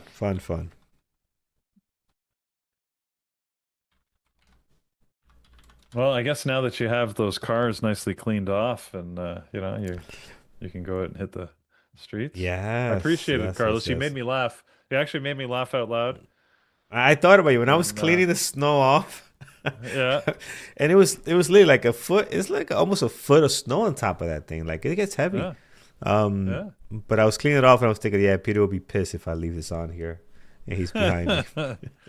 So for you guys out there on YouTube, Carlos sent me a picture specifically saying, "Look, I'm cleaning the snow off both my cars." And Yeah. I'll give him credit. He has like the big SUV. What are those? Yeah. What are those they're There's not four Expeditions, they're Explorers. Explorers? No, Ford not Explorers? Expedition. No, Expedition is way too big. It's a house on wheels. Yeah. Yeah, the thing's massive. Yeah. It's massive, Okay, man. Explorers. I like it for So, yeah. family trips, but to get around the town it's just too much. I had a Ford Expedition like XLT that I had rented once back in my corporate life because we were going on a soccer or a volleyball trip, whatever it was, one of those. And yeah, I thought it would be cool because they offered it to me. I'm like, sure, I'll take it. Like you said, the thing was so massive. Like Man. it was like a bus. It was like driving a bus around. Yeah. Now, Some of them got to bus. see it's like a couch. It's like a couch. The seat's like a couch. I'm like, what is this? Yeah. I go, are you want me to fall asleep driving or something? What's going on here? Yeah. Oh boy. I think MU is gonna be a short. I missed a possible entry on this thing. Peter, what is this? The dog is bigger than you. And Peter's a tall man. I was going through pictures here. Yeah, it's just me and this was my birthday. See, can you read the socks? I'm not sure if you can. Let's see if we can. Here, let's go back. These are my favorite socks here. If you can read this, bring me a scotch. Absolutely, love it. I got my feet up. There you go. Somebody got me those. And look at this, a scotch. You can tell, guys, I'm a scotch drinker. You brought me a puzzle, all sorts of different scotch brands on it. So there you go. Anyways. Very nice, very nice. Yeah, that's my best buddy right there. Everybody knows him. That's my buddy Chunks. Yeah, Chunk's a big dog, man. he's, It's a big, he big is. dog. He's he's a good guy. Yeah, yeah. Oh, Anyways, guys, I'm watching the markets. I'm not eager to jump into anything. You know what did drop really well though this morning? CoreWeave. It was. I'm just keeping an eye on it that here. was a disaster for me And on a Monday. yeah, Disaster. I know you mentioned that. Let's see So, here. but today, nice smooth move there on CoreWeave. All right, I'm gonna try So this. Micron is below VWAP here. Yeah, I I'm don't gonna go know short what actually. it's going to do. It's I'm moving actually fairly short. smooth. Yeah, I like it. I'm Oh, gonna go short on look it. at that. Okay. So again, careful Sweet. with the share size, guys. I took a reasonable amount of risk because my stop's got to be at 428.50. So again, that's almost $2 away. But again, I'm taking less shares. I'm still risking the same amount. I'm not taking a boatload of stuff here. So I like it. I should have got in here, man. I should have got it on this pullback, but I don't know. I just hesitated. You So, wanted to see confirmation, right? yeah, I wanted to see too much Yeah. confirmation, I think. And it's been just sliding nicely below the VWAP. Look, So let's see if we get the push lower. look, I know we were talking about Starbucks. Starbucks still hasn't really done anything. Well, it's popping. It's popping Wow, now. look at But this mess. Yeah.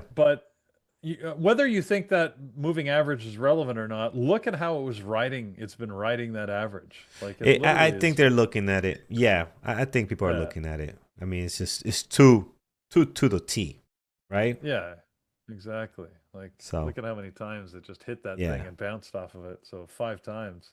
Yeah, that's something. yeah, people are looking at Anyway. it. All right, let's see if MU is gonna give us something here. Big man rolling. No, Four Explorers are actually they're really, you know what?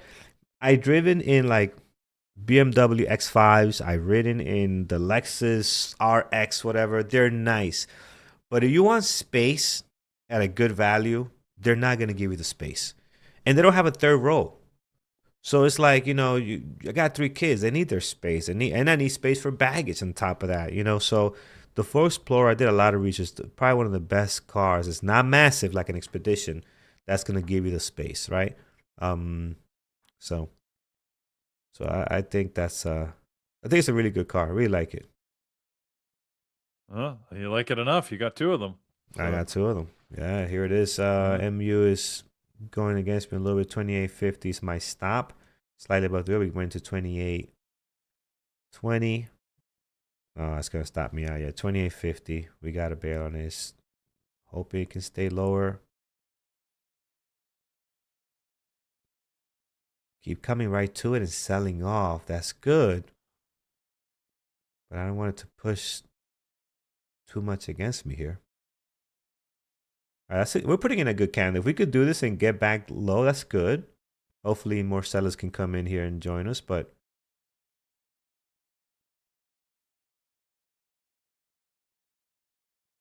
I don't like how far back we pushed up here.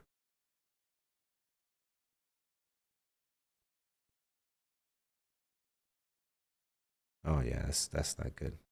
428. Wow, we keep coming Will it right to survive it. that? I don't know, man. We keep coming. Every time we come to it, we drop right down.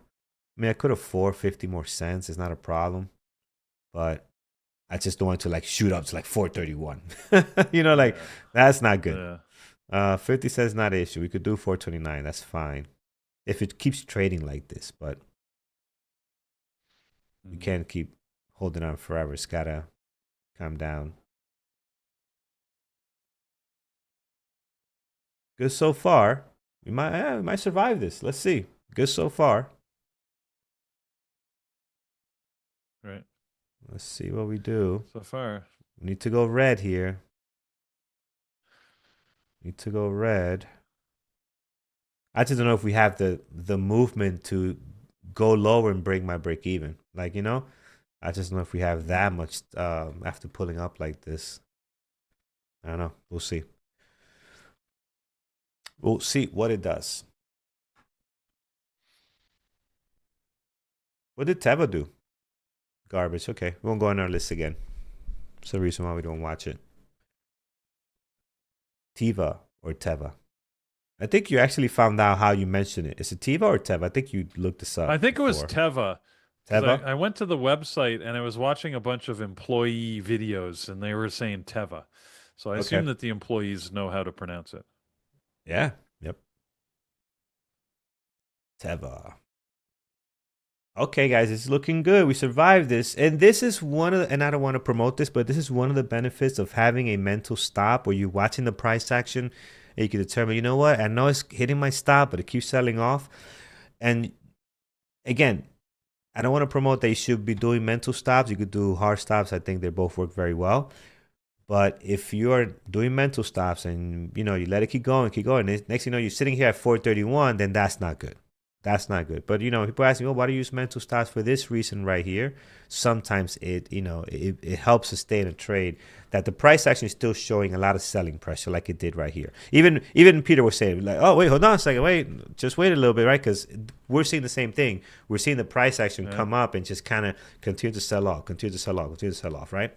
So let's see if this is actually going to turn into a green trade for us here. So that's good. We made a new low. So this is really nice, actually. If I was an adder, somebody here would probably be adding, right? Because, okay, if you believe it's going to sell off, just add here and keep your stop at 429. But, you know, we're not. I'm not trying to add more risk to a stock that I already have a $2 stop on, right? So right. It gets a little tricky. You know what? At the same time you took MU, I was looking at AMD, and it would have worked. I didn't want to. I wasn't confident of this move below VWAP, but now it's because it's calmed down here. Yeah, that's actually pretty good. Yeah, that's a great drop. Yeah. Hopefully this drags my MU down. I mean, that's dropping better than my MU. Man, my MU is struggling to get lower. Let's see what Atlas has for us on MU. Oh, we got a nice 425. We got a pile of orders there. A pile, my friends. Look at this. A pile. We need a pile of emoji. Do we have a pile emoji? Like a pile of cash. The only pile that comes up is this one here. When you know when you click emoji, you type pile. Yeah. That's the only pile that comes up. Yeah. So if you come in here and you go ahead, search emojis, pile like of cash or something, just get a pile of crap. That's the only one that comes up. Oh, that's not good. Yeah, that's not good. All right, we'll put Lamborghinis instead. There we go. Lamborghinis. Let's see if MU can give us Lamborghinis. There it is, friends. Oh, yes. Partial here. Let's see if we could get. I got a level 421.98. That is the low of the pre-market. Yep, low of the pre-market. That would be awesome if we can get that there. So let's see, friends. And AMD is moving lower. Should have taken it. All right. Well, I said I was going to take it. You know what we didn't check this morning, Carlos? I just see in the chat room people are talking about silver prices. Silver prices, once again, starting the day at all-time highs, but just took a big dump. Just look at SLV. Yeah, look at see this. That. Yep, wow. Yep. What's going on? That's move. Silver kind of looks news-related, given the volume. These are 2 million share candles. Yeah. It's got to be, because silver doesn't typically move that much that fast. Yeah. So I don't know what news could possibly cause it to move so quickly like that, but let's see here. Do I see anything? I don't see any news. Ooh, let's go, friends. Let's go. Let's hope for another leg down here. 421 will be awesome.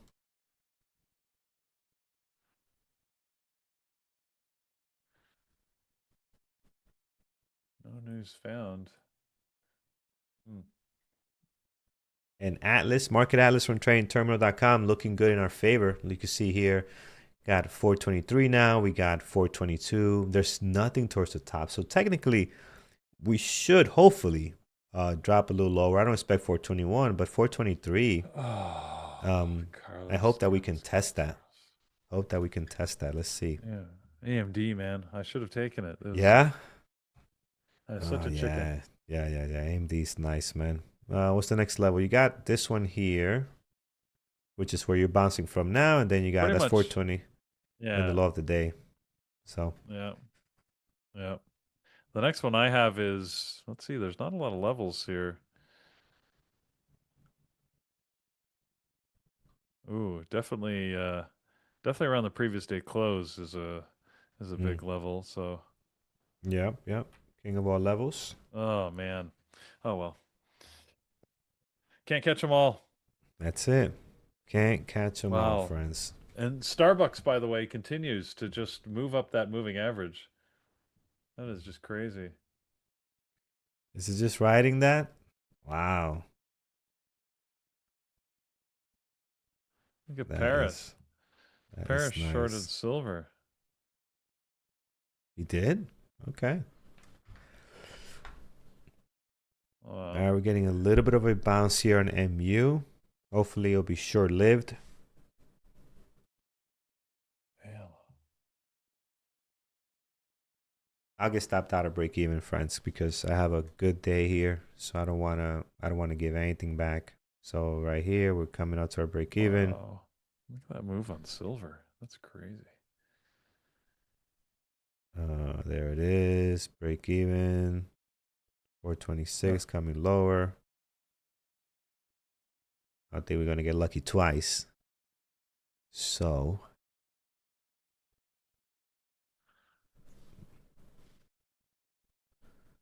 maybe lucky twice is okay.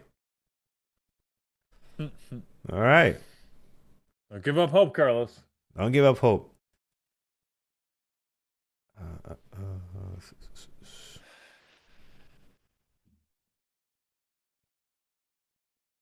All right, so I'm just I want to Carlos, I can't. You know when you get into vacation mode, whether you want to or not, Mm-hmm. and I'm just like completely stuck here in my own head because it's all I can think about right now. I just happened to call up the weather. I'm not sure if you guys can see here. So here's the weather where I am right now. Let's see, can I get this any bigger? No, here's the weather where I am. Minus 16. Minus 16. Yep. Here's the weather where I'm going to be this time next week. Here's where I'm going to be. So That's still minus 16. Oh, sorry. There you go. I'm like, wait, that's not an improvement, Peter. Okay, no, that is. Oh, yeah, that's beautiful. That's where I'm going to be. Yeah. And that's Celsius, by the way. Yeah. So what's that, like Celsius. 80, like it's like 60? What's 27? I don't know how to do the math on that thing. Oh, it's 27? That would be like, 80, 85. Oh, very nice. Yeah. Very, very nice. Yeah. But Aruba, it's like their temperature doesn't vary by more than like, it's like 24 to 27, like all the time. It never changes. But it's windy, apparently. I've never been there, but that's what I'm told. So, always windy. So. All right, let's see. MU, I think, is going to stop us out. It's a strong stock. It's bouncing here. Let's see. Let's go lower. See if we can go lower here. Atlas has changed. A lot more orders to the upside now than there were before. Nothing major or big, so we still got that 423 down there. Oh, look at that. Come on. Here on YouTube, break. Dan is saying that he lives in Stittsville. Stittsville is literally like it's the closest place for me to go shopping. So Stittsville. Dan, you could probably drive to my place in 5 minutes. Come on over. We'll have a party. Nice. It's just you and your wife? Or you got the kids going? What's the deal? It's on the vacation? Well, just my wife and I are going, but we have friends that are already there. We have friends that are going to be joining us there. So, yeah, it's going to be a big party. We got lots of different friend groups that are heading down. So yeah, we the people that invited us originally, they went down last week. Awesome. So they're there a week ahead of us, but they're staying for like 6 weeks. So whoa, what is going on? I'm out of MU. What is this about? This thing just popped up. Not that big of a move. Really. No, but you had to see the way it happened. Like we were just hanging out here, and it just shot up like very fast, Peter. Yeah. So I'm out of it. What the heck was that? All right. Yeah, it went up. So I'm out of it. Above your entry too. That's no. It was weird. Very weird. Mm. All right. Yeah, out of break even. We're having a decent day today, so I don't want to give a lot back. Actually, what's going on? What's the SPY doing? There's a lot of volume coming into MU going the other way. And the SPY's doing the same thing. Some news, Peter? What we got? Something's happening. Yeah, apparently There's I don't see any nothing news. I didn't see scheduled. anything, but Okay. yeah. Uh, had a great day. Good. Good. Glad to hear that. Glad to hear you had a good day. That's awesome. And Yeah, good thing you got out, Carlos. It's up above VWAP now. no, yeah. If you saw the way it shot up, it caught me off guard because it was like, wait, that's not normal. Right. And then you can see here it's continuing. So if you guys hear the news before us, Besson is speaking. What is he saying? FOMC is at minutes gets released at 2 p.m. today, and then press conference at 2:30, as you have here on the screen. Correct.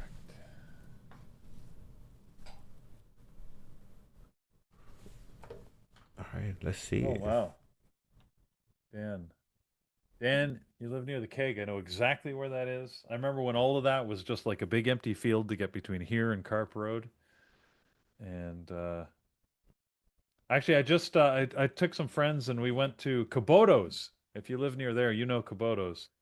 It's a good old musty house, good old Italian restaurant. So if you want some like really heavy Italian food, Kubota's is it. You've probably been there or at least seen it. But anyways, I'll be driving right by your place then later as I go to my pickleball is right by there, just off of Main Street in Stittsville. Yeah. There you go. Local geography means nothing to most people on the call, but Dan will know exactly what I'm talking about. Yeah. Oh no, I'm not, Terry. I'm not going long here. No, I'm not going long. So this was my entry here, partial here, and I'm out of the trade here. No, I wouldn't go long on a chase like this. Usually, I have done it before. I tried to get the move, and it just ends up coming right back down, and I'm just end up losing money. So, new spikes like this are very hard to trade because you don't know what the turnaround is. You could scalp it, and I've seen people scalp it, but I'm not really that fast to scalp, get in, and get out. Right? Look at it come back now. So, it's back on my entry. Should we go short, continue the party? What are we thinking here? SLV action has picked up here on SLV. It's I don't know what's going on. What is gold doing? Yeah, gold's doing the same thing. So interesting. God, and this Starbucks is just look at it. Follow that moving average. Like it's like you drew the line. I swear to God, that moving average is like we drew the line after the after the chart was formed, as opposed to being a calculated average that was already there. It's crazy. Well, I guess it's a good thing you got out, Carlos. It's just slowly moving higher. Slowly, yeah, no, Starbucks is messy. It's really messy. Yeah, so I just have the one trade off the open. I had NVIDIA at the open that I took. Sorry, AMD at the open. And I do have a little bit of regret that I missed this further move here on AMD right now.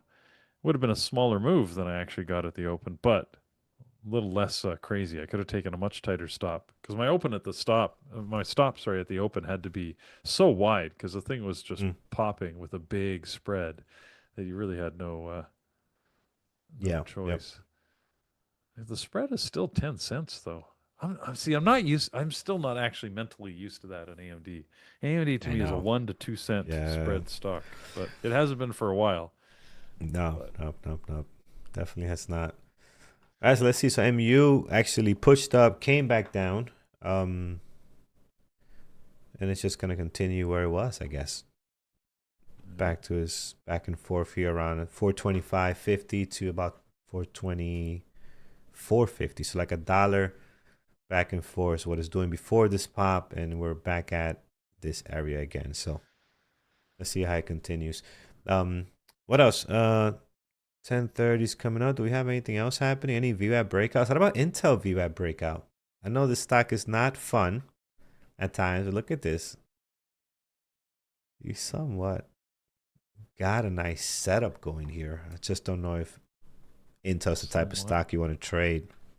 That's set up to.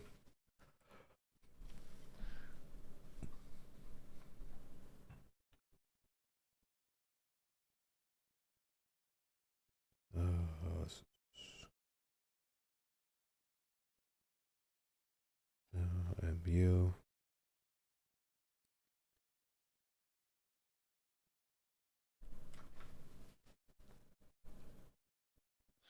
You found how to hit the like button on the X feed? You have to show me because I'm watching the X feed and I don't even know how to hit the like button on the X feed. No, I'm telling you, there's it's so complicated how they do it on X. I don't know where that button is. Really? So you got to show me how to how to do that.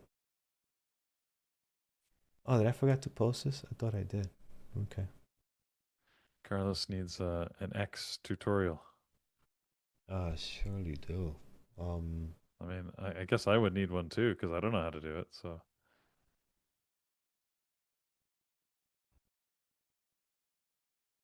I'm looking at it now. I don't see where.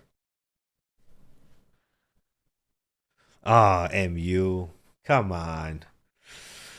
I should have got back in. Look at this. It's probably gonna go 423 now. maybe not. Yeah. Yep. Um. Carlos has got he's full of FOMO. Yeah. This one is giving me a little bit of FOMO. A little bit. You know what? We got a good day. Let's not mess around. Where is it, friends? Where is the like on X? I'm on X right now, and I did. I don't see that.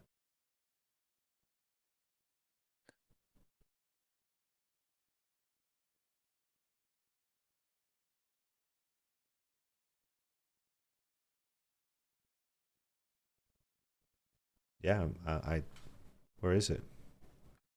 So here it is. Here's my X. I got it paused in on the socks. Where is it? Tell me where it is. Share. Like, how can you not have the like button right here? Can someone explain that to me on X?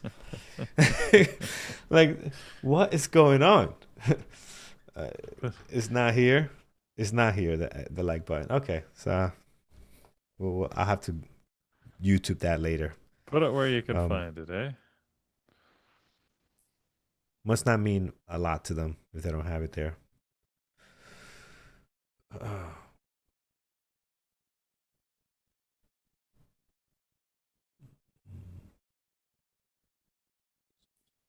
Must not mean a lot to them if they don't have it there.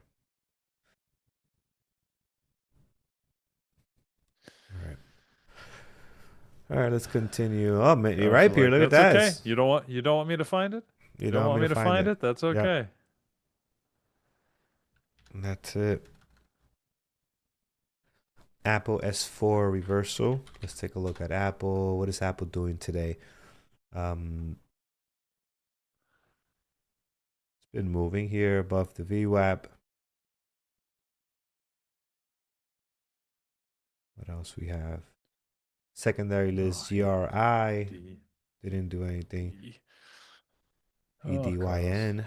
Why do I always decide not to do the ones that would... AMD was a great short, man. I wish I would have gotten in this one because it almost has very similar price action as MU. It's the same things. It's the back and forth here, you know, the VWAP. Here's the break.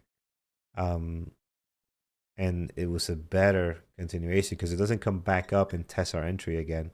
So it just keeps going. So that was a much better continuation play for sure than MU was.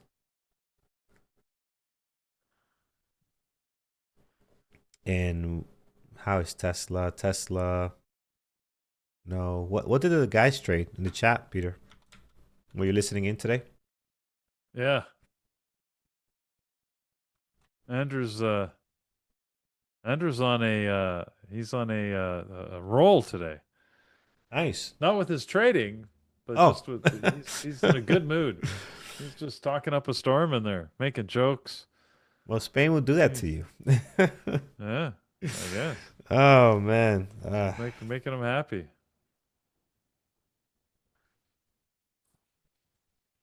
that is awesome.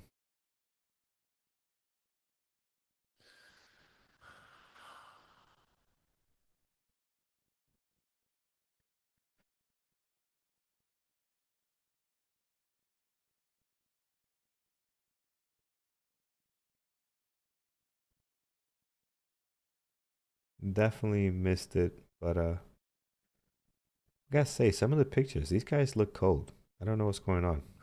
So I don't feel too They look bad because I cold. don't want to go from where I'm going here to more cold. We're freezing today. I The mean, feel it's was all two. relative.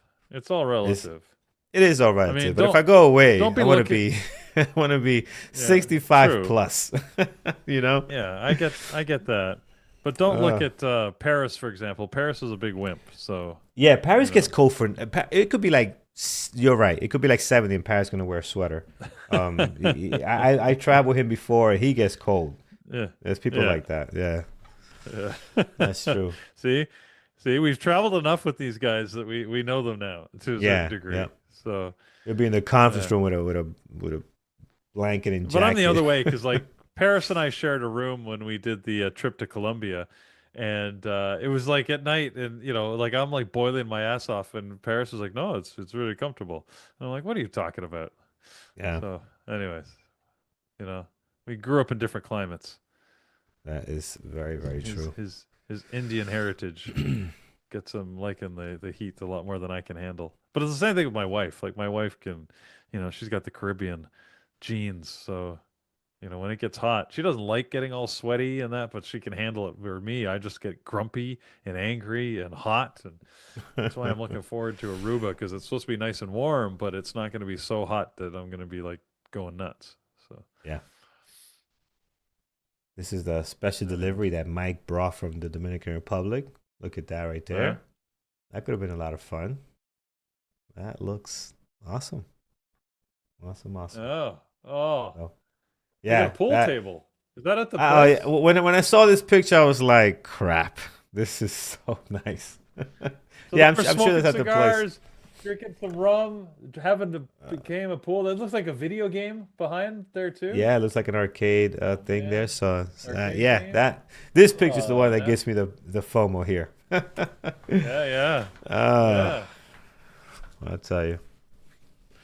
Blankets and sweaters. Yes, that'll be Paris. Blankets and sweaters, absolutely. Um, all right, friends. Oh, look, Starbucks actually did break down. Finally, look at that breakdown here on Starbucks. That's good.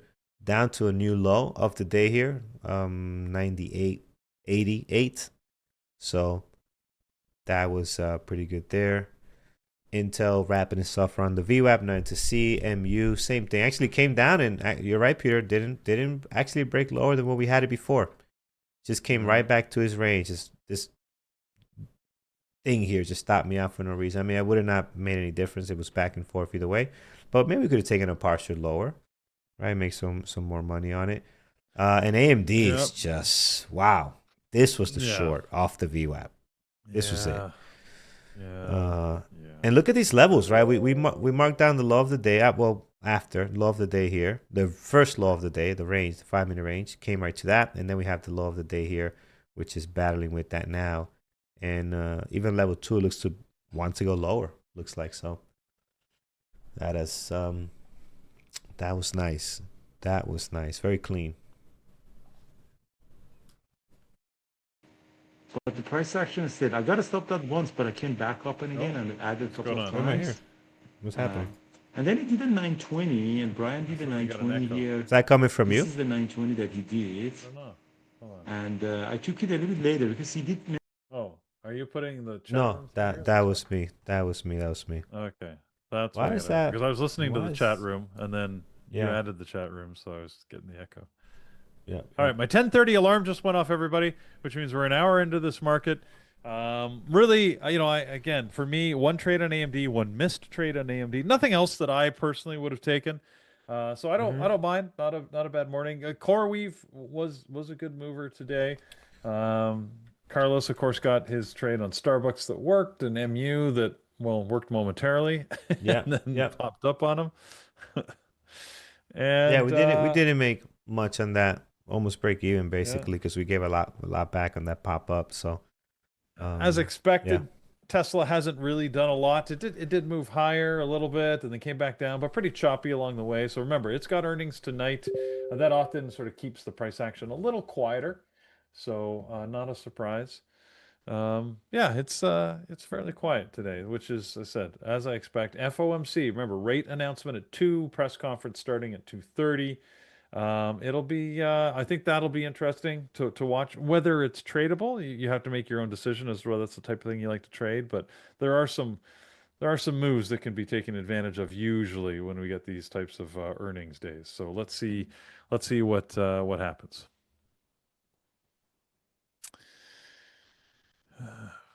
Let's see. And what are we? Wednesday? Wednesday. So midweek hump day. Wednesday, hump day, hump day. Wednesday. It's all good. I had my board meetings last night. I was busy all night on board meetings. And then watched a little tennis. Went to bed. I don't normally watch tennis. I only started watching tennis like a lot of people. You start watching things after you have some experience with it. I only started watching tennis after I went to the Australian Open when I was living in Australia because as a family, we're like, we don't watch tennis. We don't, we're not tennis fans, but we were there. We were living in Melbourne. We're like, well, we got to go to it's one of the majors. It's a Grand Slam event, right? So we went to the Australian Open tennis. And there was a young Canadian woman who was playing at the time, and we brought a big Canada flag, and she was playing on one of she was a junior, so she was playing at the side courts, and we broke out the flag. The kids loved it; they were waving the flag and cheering her on. She seemed to really enjoy the fact that we were there cheering her. It's not like she had a lot of fans at that time, so. Yeah, yeah. Uh, if you guys, you probably don't know unless you're a tennis fan, but Eugenie Bouchard was her name. So we would have been watching her play juniors back in 2000 and when would that be? 2008, Mm-hmm, mm-hmm. 2009, maybe. So, Wow. but yeah. Anyways, it was fun. It was fun. We went to one of the longest tennis matches ever on record. We finally gave up. We had to leave because the kids were just exhausted. We were all exhausted. It was like 3 a.m. or something when we left. It was crazy. It just would not end. Uh, so What is the deal with this stock, man? BNAI. What is going on with this thing? This thing is up 34% today. it's been moving, hasn't it? Look at the daily. Just the daily is insane. Oh, Cause I remember Monday's thing was up like 300 and something, right? yeah. Oh my God. And then I guess yesterday $70 came back stock now? up. Now as high What? as 79.70. That's just madness, man. That is insane. Madness. Yeah, yeah, yeah. Oh.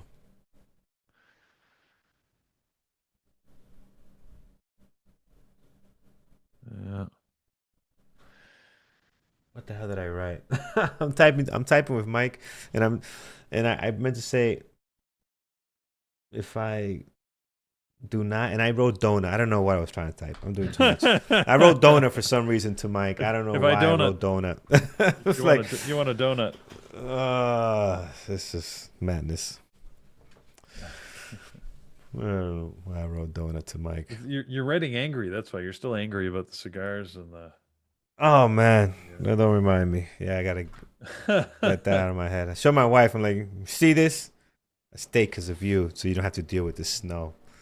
No, actually, Oh, I'm. you didn't say I, that, did you? hell no, hell no, I did Okay. not say that. Yeah, No, no, yeah, no, okay. no. I'm like, Carlos, dude, I got a room No. for you here if you need. No, no, no, Yeah, no, that's no. It's not that's not go to the couch. It's like get out the house. That's what I mean. That's why, yeah, I'll give you a place to stay because you want it. Boy. You don't want to be here? You okay? You don't have to be here. No. Yeah, that's. I would not dare. In Spanish women, they don't send you to the couch. It's not a thing in Spanish households. They don't send you to the couch because they know if you come drunk, the doghouse. That's not a thing with Dominican women. At least my wife is Dominican. No. I would love when I came home drunk, be like, oh, go to the couch. Great, I'll go sleep it off. Oh no, they turn on the light and they want to talk. They want to talk, and they don't let you sleep. Oh, you're not getting the easy way out. So I'm going when here. Oh, I had to sleep on the couch. Oh, that's great. You came drunk and slept on the couch. That's awesome. That's not the way it works in our household. Oh no. Absolutely not. That's funny. And that's painful. Yeah, been there, done that. No bueno. Oh man, that is very. I think that's very funny. Well, yeah, I'll admit I'm lucky. It's been a very long time since I've had to sleep on the couch. So. Oh yeah, it's been years, man. Can't say never, but yeah, it's been years. Iranian women are the same. I think there's a common gender commonality in many cultures. So. Yeah. But, and the thing is, I'll tell you a thing for anybody who's young out there. If you're a young guy, age can bring perspective.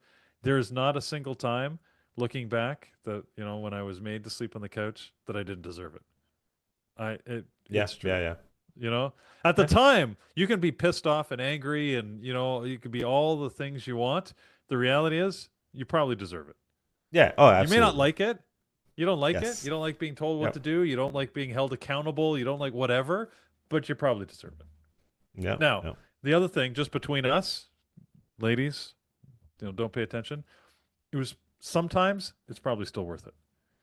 Because you still wanted Peter, to do what the are you thing, doing? and you had fun. What well, are you doing I'm right just now? saying. Like, let's be honest.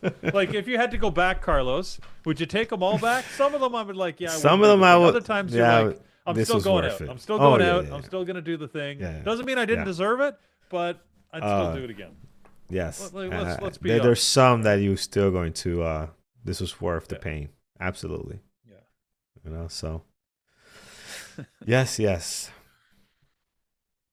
I'm going to delete this episode as soon as we're done. Yeah, that's right. Yeah, this is not staying on YouTube. This is the one that's gonna get deleted. So Carlos, I'm looking at your poll. Yeah. Only 39%. Yeah, only back up to the cloud. How did we do? It's pretty mixed. It's like almost 30. We got a third in each category. A third do both. A third flip the cloud, and a third on the hard drive. Now the cloud that is very has interesting. the winning edge. Yeah. No, but I'm actually pretty impressed by these numbers. A lot. That's still a lot. 30% only on hard drive. I mean, that's a lot. Didn't think, but hey, Carlos, was that you saying that? Just us talking about this feels like you're going to get in trouble. Yeah. Oh yeah. That's okay. But that's also one of the common things that works. When your wife wakes up and she gets mad at you for what you did in her dream. And I'm like, what is that about? Like, I was over here sleeping, minding my own business. That's your brain that did that. That has nothing to do with me. But she put your face on the mean dude in her dream, and now you're in trouble. How could you do that to me? I'm like, I didn't. I didn't, and I wouldn't. Tough. That is tough. I think we've all been there. We love our women. We really do. We really do. Yeah. Life would be boring without them. Can you imagine? I think honestly, just be like, what? To me, that's the miracle of nature, because I honestly think that some of that, is purposeful. Because let's face it, guys, we are dumb. We do dumb things. Oh yeah, absolutely. Yes. And we deserve, again, a lot of the pain. But on the other side, sometimes there's too much. Yeah. I don't know. Like it goes both ways. So. Yep. Anyways, and we have such a laugh about it now. We've been together for so long now. We have such a laugh about it now. It's fun. It's fun. Yeah. It's fun. It's funny because now I find, Carlos, you might find this as your kids get older. Now that my kids are adulting and they're all adults, like sometimes, how you'd hide the fights for the kids. Now Right, we right. have the fights in front of the kids, but we're not really fighting. Like we often, my wife and I talk about this, like because we know each other well enough that we can have the fight, but it's not a real fight. But I'm thinking, what do the kids think as they're seeing this? Because they're watching us argue, and they're like, for us, that's just banter now, right? It's just us having a conversation, and we're perfectly fine. But Yeah. like we ended a We're call we're with we're my in the daughter. we're in the hiding stage, by the way. Oh yeah, No, yeah, no, no, because your kids are we'll younger. we'll talk about this later. Yeah, yeah, yeah. And Which I you like don't want because to then it join. kind of helps me think a little bit. Okay, how am I gonna get out of this one? How am I It gonna buys get me out a of little this? more time. uh, oh That's yes. funny. Oh, anyway, Oh boy. Oh boy. as you don't like the height. No, we don't do that. There you go, Melanie. Absolutely not. Look, this is one of my favorite pictures right here. This was just random picture of my wife and I.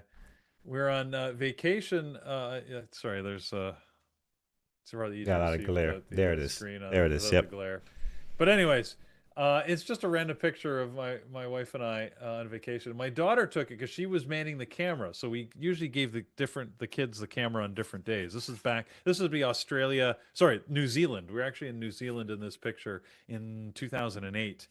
And it was just one of those where we handed our youngest the camera for the day because we said we give each of them a turn. It was like physical camera at the time, and she called it Pictures of Our Love. So she's got a whole series of pictures because I guess everywhere we went, we were either holding hands or hugging or doing or kissing or doing something. So her theme for her day was Pictures of Our Love. So when we developed them, every single picture she took was just of us doing something. So I keep this picture because it reminds me of that whole series. So Ah, that's awesome. That's awesome. So uh, Andrew in so chat. So they remember these guys are trading all together. Andrew, Paris, Dan. I'm trying to remember all the names. John. They're all together in a table, right? And I think Paris called out maybe yep, a SLV short, and Andrew took it. Looks like he made an yep. 18K profit on it. So that's awesome, man. Trading together. That's gotta be a thing we do more often. That is nice. Like trading in a room together, Yeah. it's lovely, man. It really is. Like Andrew put a post up, and he mentioned about the special energy you get when you're trading together, and it's so true, man. It is so Hmm. true. So It is.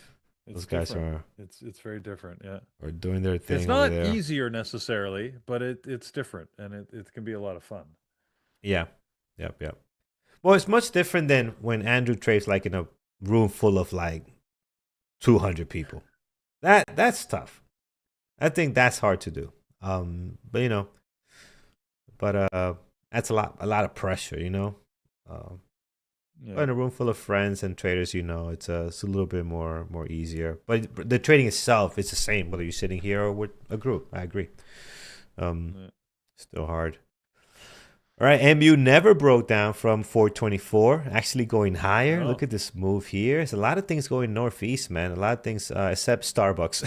Look at Starbucks. Yeah, Starbucks did break and Wow. it's all the way down there.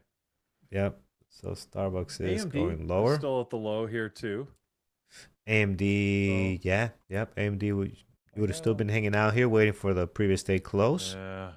Yeah, yeah. Um, Turn it. Tesla Oh. losing some ground. Um, so Amazon, yeah, Amazon's down. Meta's just at the low of day, but it did break red here, and mhm, Google also went red just a couple minutes ago. So yeah, yeah, we got a few things. Keep in mind, yeah, right? We got some big earnings this afternoon with Tesla, yes, Microsoft, and Meta. I think those are the big three that we've got. So yep.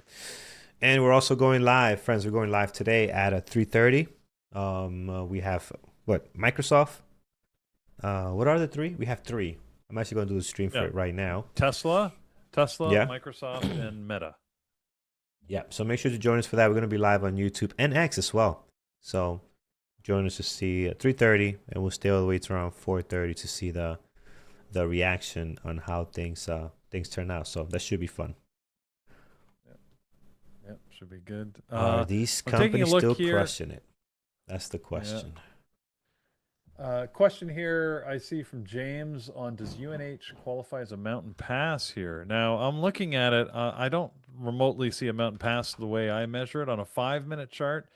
It may be a big mountain pass. The problem is I won't trade a mountain pass, especially if it goes through the VWAP.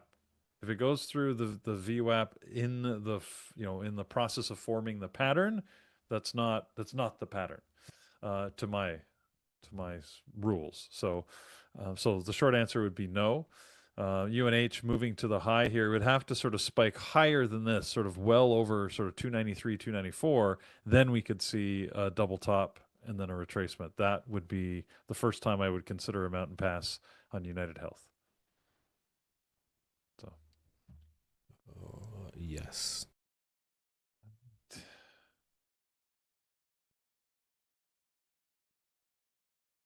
All right, let's see here. now, as I always say, the big caveat on that is that's my trading style. You're asking me about my mountain pass strategy. That's how I evaluate it. But I know there's lots of people out there that have redefined it. They've put their own rules to it and do very well with it, right? Because, mine are very restrictive, and that you don't have to be that restrictive. You just have to accept the relative risk to reward, right? How do I manage it? They might get more trades, but a lower win rate. With a proper risk management, that can be very effective. I prefer to keep the win rate high, but that limits the number of opportunities. So, all right.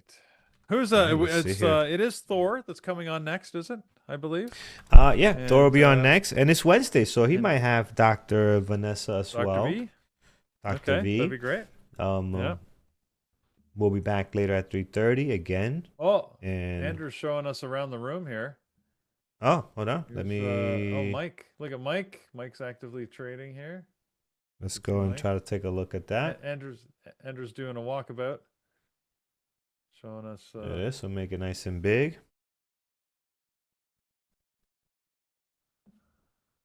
We could hear him. Let's see if we could. What is he saying? Unmute. Maybe you guys could hear this. I don't know. Maybe not. No. No, you can't hear it. Earlier, we heard it. I don't know why we can't hear it now, but interesting. But there it is. All right. All right.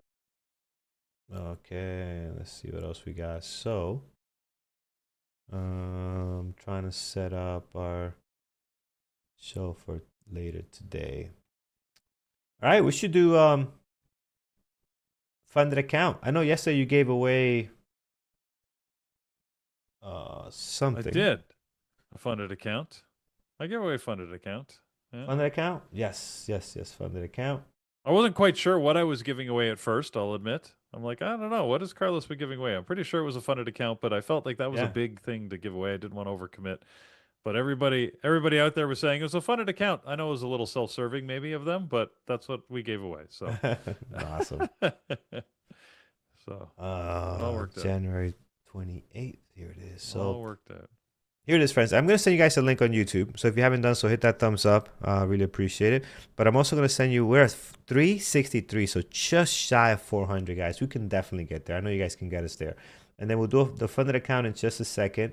But I also want to share with you guys the link for our live stream later, right? So go to that link. You can go there now and then put remind later, so then you can get alerted when we go live at 3:30 later today. So just do that, so you can join us later as well. So and we'll see. Maybe I'll ask Andrew if we could do something special for later. Or Lambos and Garbage Truck family. We'll see. Maybe something, a book. I don't know. We'll have to figure it out. So let's see what we could do. All right, let's do our funded account. Let's set that up. Okay. For our Lambos and Garbage Truck members.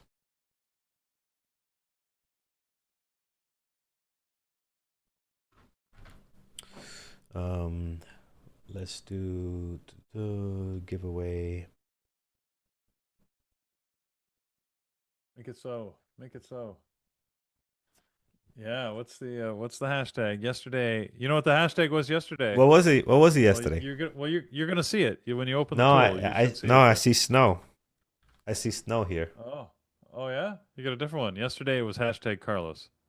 So Oh, we oh, were that's missing you. nice. So Let's do hashtag Peter for covering. There it do is. that when I'm Hashtag away. Peter. Let's do Hashtag it. Peter. Oh, okay. I will do it All right now there because you you covered yesterday. We appreciate it. It's not easy to cover from one day to the next like that. That's No. it's tough. This is a hard show And to again, do. especially like you're so You right, know, Carlos. I haven't done it um, without the Stream Deck, and oh my you did God, it. it You did was it like, without the Stream Deck. You didn't get it well, going at. like half the buttons were working, and the other half weren't. And I Mm. kept forgetting which was and which wasn't. So Uh, it's just it was yeah, it's almost it was pretty impossible. chaotic. Yeah, Yeah, it was pretty it's chaotic. really really tough without it. The Yeah. Stream Deck makes this job much easier. So,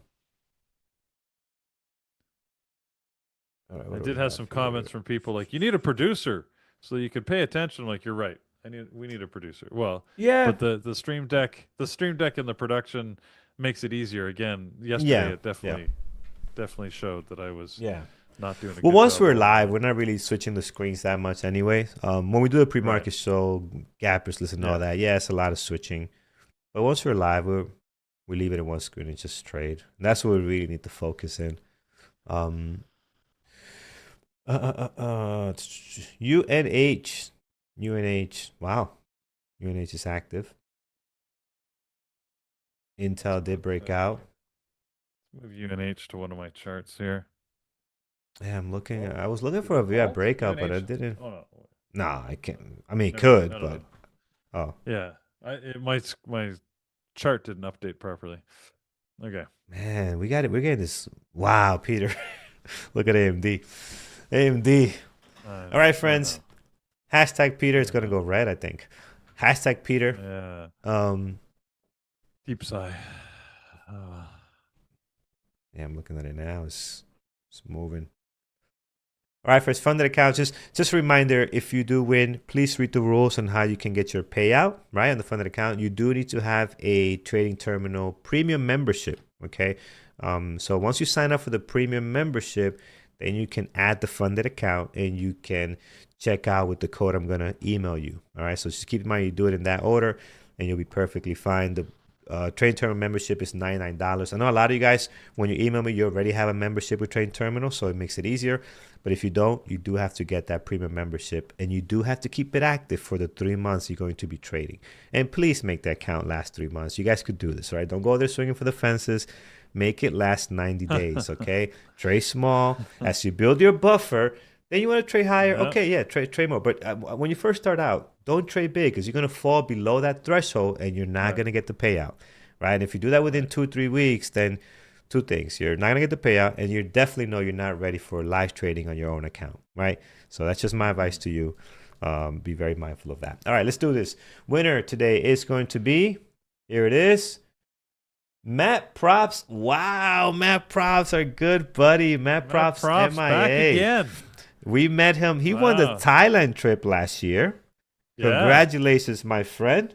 You get the funded account. We met him, had a great time with him. We missed you on that trip here. That was a lot of fun. But yeah. I missed the last few, haven't I? Oh, well. Yes. So congratulations, my friend. Happy that you won. All right, friends. Join us again. Thor is up next in a few minutes here. We got a couple of minutes, actually. But make sure to join us again later. And maybe we'll have another giveaway for everyone this time later in at 3:30. So we'll get with Andrew, see what we could do there. All right. What do we got, friends? What do we got? Bright light for kids. No, nobody's more lucky than you, man. The stuff you pulled off, we have a whole team still investigating that. This was madness. He came in. For those that don't know, he came in on the chat. He's like, "Hey, did the giveaway happen?" And he's like, "Oh, you missed it. It's tomorrow." He comes in tomorrow and wins. Yeah. How? After that, I started Googling. Okay, can people actually scam the chat, the Nightbot, and you can't scam it. You can't do it. But I started Googling. I started Chat GPT, like, okay, can somebody actually scam this? But you can't. It's really random. And again, your chances are high because it's just you against 129 people. So, the odds are not No, that bad. no, that's it just happened that the dice fell in his favor, Yeah, right? that's it. No, it is impossible to win, but you have us thinking otherwise. Because that was so weird. Very, very weird. All right, friends. Great day today. MU just turned on the volume here, guys. Tons of volume coming in. Look at the pop all the way to 433, back down to the VF. So it's moving quite aggressive. Be careful with it, but it's looking really, really nice. Yeah, it does. You could type it forever and it just keeps one entry. It doesn't add more. Like I can see the list here. You can see it. It's only one entry. So yeah, you're not gonna get added a bunch of times.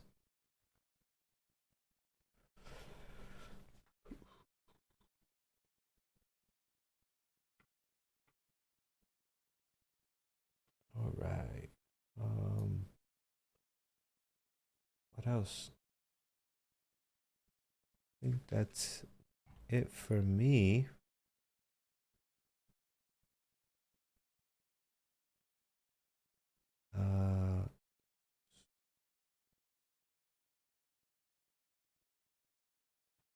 Starbucks did drop pretty nice here, 98.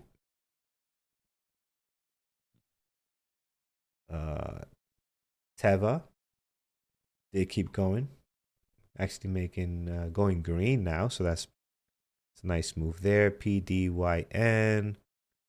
This was the low flow of today. Pretty much garbage, right? Very difficult to trade. You do have shares for short on it though, so you got to be careful if you do decide to trade that. And what else? GRY did nothing. All the action in the pre-market halted at the open, and then just nothing right now. No volume whatsoever.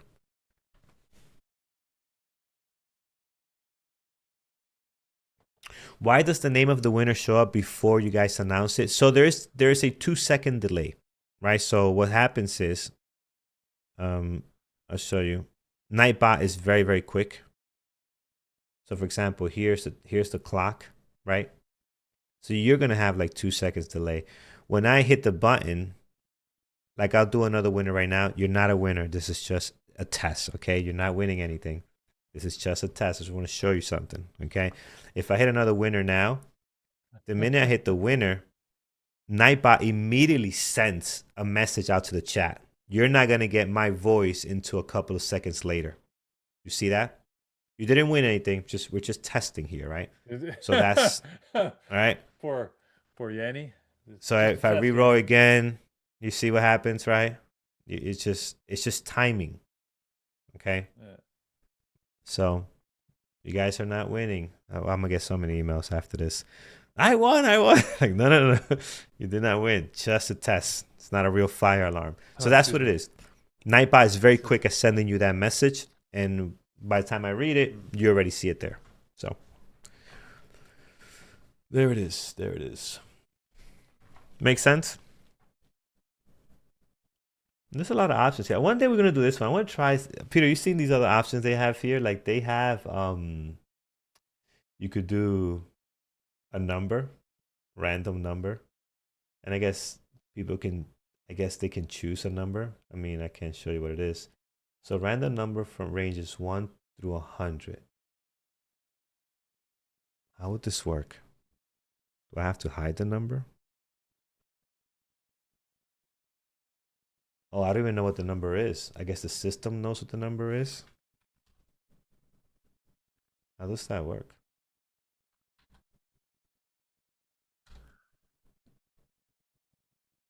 Ah, that's interesting. Too low. 80. Too high. It's actually pretty fun. What is 55? Oh, maybe we'll do this one tomorrow. This looks interesting. People have to try to guess. I'm too high. 30. 15. We're just killing time while we wait for Thor. Um, oh, 15. I won. I never win. Oh, that is awesome. Well, you roll enough times, Carlos. And I was the only one doing it. Oh, look at that, 15. And also, I'm cheating because I could tell it tells me too high, too low. It was telling me like whether it's too high, too low. So you gotta hide that too. Can't show that to the stream. Aha! So you can game the system. I can game the system. Yes. Yep. Oh. I never Now win. we know. This thing never picks me. So. Can't say never now. Yeah, I can't. Never say never. Didn't win anything, but there it is. All right, friends. I see my good buddy Thor ready to rock. Thor, how cold is it over there, man? Or you're getting ready to rob a bank. I don't know which one is it. It's either very cold or you're getting to do some very suspicious activities. This is the bank robbing version right here. So I got a black nobody knows t-shirt. who I am. You got a black t-shirt on. You got a black Scully. I mean, what is happening? I'm freezing is what's happening. It is like 0 degrees Celsius in Florida right now. So, which is officially too cold for anyone from Florida. We have falling iguanas from the trees. I mean, it's mass hysteria. So that actually happens? No, it does. Yeah, it is a thing. No, it's a real thing. It's like, I mean, you got to watch out. You never know. You could be out for a jog. Could just be a lovely day, and all of a sudden, falling iguana right on you. You're just they down. Freeze. Wow. They freeze, but then there's an alert out that, hey, do not drive over the iguanas or the alligators. They're still alive, right? So they thought out. Yeah, they're just dormant. Keep walking. That's crazy. They just lay there like all like this, and then all of a sudden they just kind of go, "Oh, hey, it's all good," and they just start scurrying about back to normal because that's reanimation of a corpse is something that happens regularly in Florida. So you never want to do that. That's interesting. I mean, Carlos knows when he plays golf down here, he has to watch. Oh, they're all over the place. Oh, they're all over the place. The iguanas, yeah. Oh, yeah. So Carlos, I think Thor just didn't have the time to get changed from his night gig. So yeah, whatever he did. Right, yeah, I'm actually a bouncer. I make my extra money bouncing. You think he's making money off of trading, but all the traveling is coming from other activities in the middle of the night. That's right. Yeah, you never know, right? You never know what I'm into these days. No, it's because I don't like using like a heater, you know what I mean? And it's like, because it's Florida, so I don't want to kick the heater on yet. So I'm like, you know what? It's only like freezing out. Let's just put on the beanie. Stubborn. And we'll do it, because when I look at what's going on up north, I'm like, it's really not that bad, right? Because then I see up there, it's like minus 20 something. I mean, you're like, you know what? I'll be okay. You know what I mean? But Vanessa doesn't have a beanie on, which makes me look pretty weak sauce in Florida. She's a Canadian. She's a Canadian. She can handle it, man. That's we don't need no stinking beanie. We don't need no beanie. Well, guys, we'll let you to it. Hi, Vanessa. Have a great day, and we'll leave you with Thor and Dr. V. Dr. V, I can't hear you. Hold on. Oh, we have you off. There we go. Yeah. Let me test you. And the heater is on. Now we have I made the funniest joke ever, and I was muted. You was muted to YouTube. Say it again. We can hear it now. No, it's like one of a Yeah, exactly. Yeah, that's okay. If you got to say it twice, it just loses its spontaneity. Exactly. If I have to explain it loses everything. All right, guys. Have a great day. It's right up there with like if you're the only person who laughs, you tell a joke and you're like, ha ha, and then like nobody else does, and you're just like, okay, sorry, because it wasn't funny. Hello, everyone. Hello, people. What's up? What is up? So, what is up today is certainly not my P&L. But it's not down either. It's just flat. It's just nothing. So I use of my chain of accounts that I kind of work with, I use a Trade of It account as my leader account for my copier. and trade of it is down, and I don't want to go in and reorganize my whole copier and get logged into one and get into the other. So I was sitting around really hoping, hope in the market. Here we go. I was really hoping that things would come back online at some point, and they did not. So unfortunately, I am just not trading today. So, but I also did not trade yesterday because there were no alerts for me that I could take yesterday. So, not bad. But on Monday, I had a beautiful RTY short that I took while I was traveling, which I believe Dr. Yeah. V also nailed a very similar, if not short. So Awesome. here we are. So we're still paid. We're still having a good week, but I have it's actually a snow day in Florida due to data issues. I had to do that. So, how about you, Dr. V? Did you manage to do anything? I know you got your like a personal account. You take anything fun? Yeah, I mean, I can share my screen. Maybe we can show Dr. V's screen because my screen is going to be very empty. Also, we had an interesting conflict this morning between the cams and the higher time frame situation. So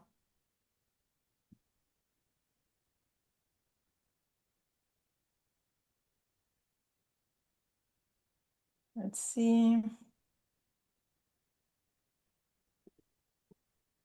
All right, I'm sharing. I think it's working. Yeah. Thank you, Brilliant. Carlos. Anytime. Not only handsome, but super intelligent. I know. All right.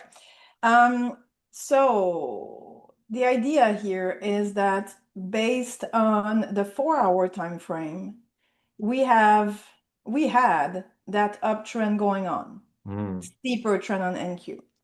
And at 8:52, we lost it.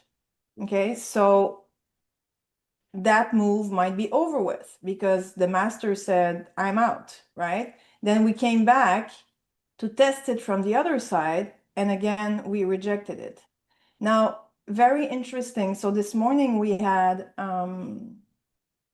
the R4 call, but the R4 breakout was under the trend, which is not my favorite, because the target should be R6 and potentially ATR high, right?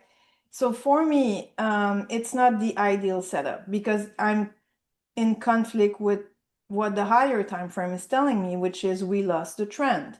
So what happened is that it worked, but then look where we got stalled. Yeah, right off of it. So very interesting. So then this morning, also what I was talking about when we were prepping is that we had a beautiful breakout on NQ of the all-time high, but what I was suspect about is that we didn't test it from the other side. So remember we said your analogy that maybe we still need to go back to the car to get some groceries, because usually when we have a big breakout that is that important, I mean, we should go back to it, like Yeah. it could continue like steep like that, but many times it will go back to the level and see what happens, right? Is it a real breakout or it's a fake breakout? We shall find out. So because of that sentiment, I wanted to wait for R4 to be lost and then go for a short. Also to stay contained within the downtrend that was happening since, since the open. So I took a short when we hit R4 and stayed under my trend. So I really like that entry. And then my stop is above R4, basically. So if we reclaim that level, I want to be out of my short. It's not a place where you want to be short. Also, yes, we still have the context of the uptrend, but them coming back again at it could be the time that they go for it. So my target is the all-time high, well, the old all-time high, and see what happens. So that's the trade idea. I mean, I like that a lot. I really like your one of the things that we talk a lot about as we're trying to kind of get everybody into the whole trading concept, right? Is that what we're looking for is, you have to think there's going to be multiple algorithms competing, multiple large players competing, and we want an area where we're going to get a lot of those people to all be in the same place at the same time, right? And they're all going to make similar decisions. So what Vanessa to me in the beginning too is saying, like at the open, like with us being under that uptrend the way we were, we basically have a misalignment from some of our larger players, right? So even though if the cam here is along, we really don't want to be trying along when we're obviously under the price. So this is one of those moments where you maybe discount this play a little bit, give it some time to see how it sets, because again, you're going to be, trading into a very high resistance area. And actually flipping and going short with the sentiment is a great idea. And then I think it looks like your target is pretty reasonable also. Like, because on this one, you maybe you don't want to swing for the fence on this one and run across the range. Maybe you just take this one, back in and get a nice hit off it looks like, what do you got the top of the CPR there? You're like right in that spot right there. So that's Well, smart. it's the all-time high that we broke Yeah. out yesterday. So for me, this level, again, it's a higher time frame trade. So if it's a cam trade, I'm respecting the cam levels, but now it's a higher time frame trade. I want this level. Like I'm pretty happy with that. So I like it. that's the idea. But again, today's FOMC price might be a little weird, so I don't have a lot of expectations on that. But that's the play today. I'm married to that play. That's my bonjour. Love the French people. Nice. Bonjour.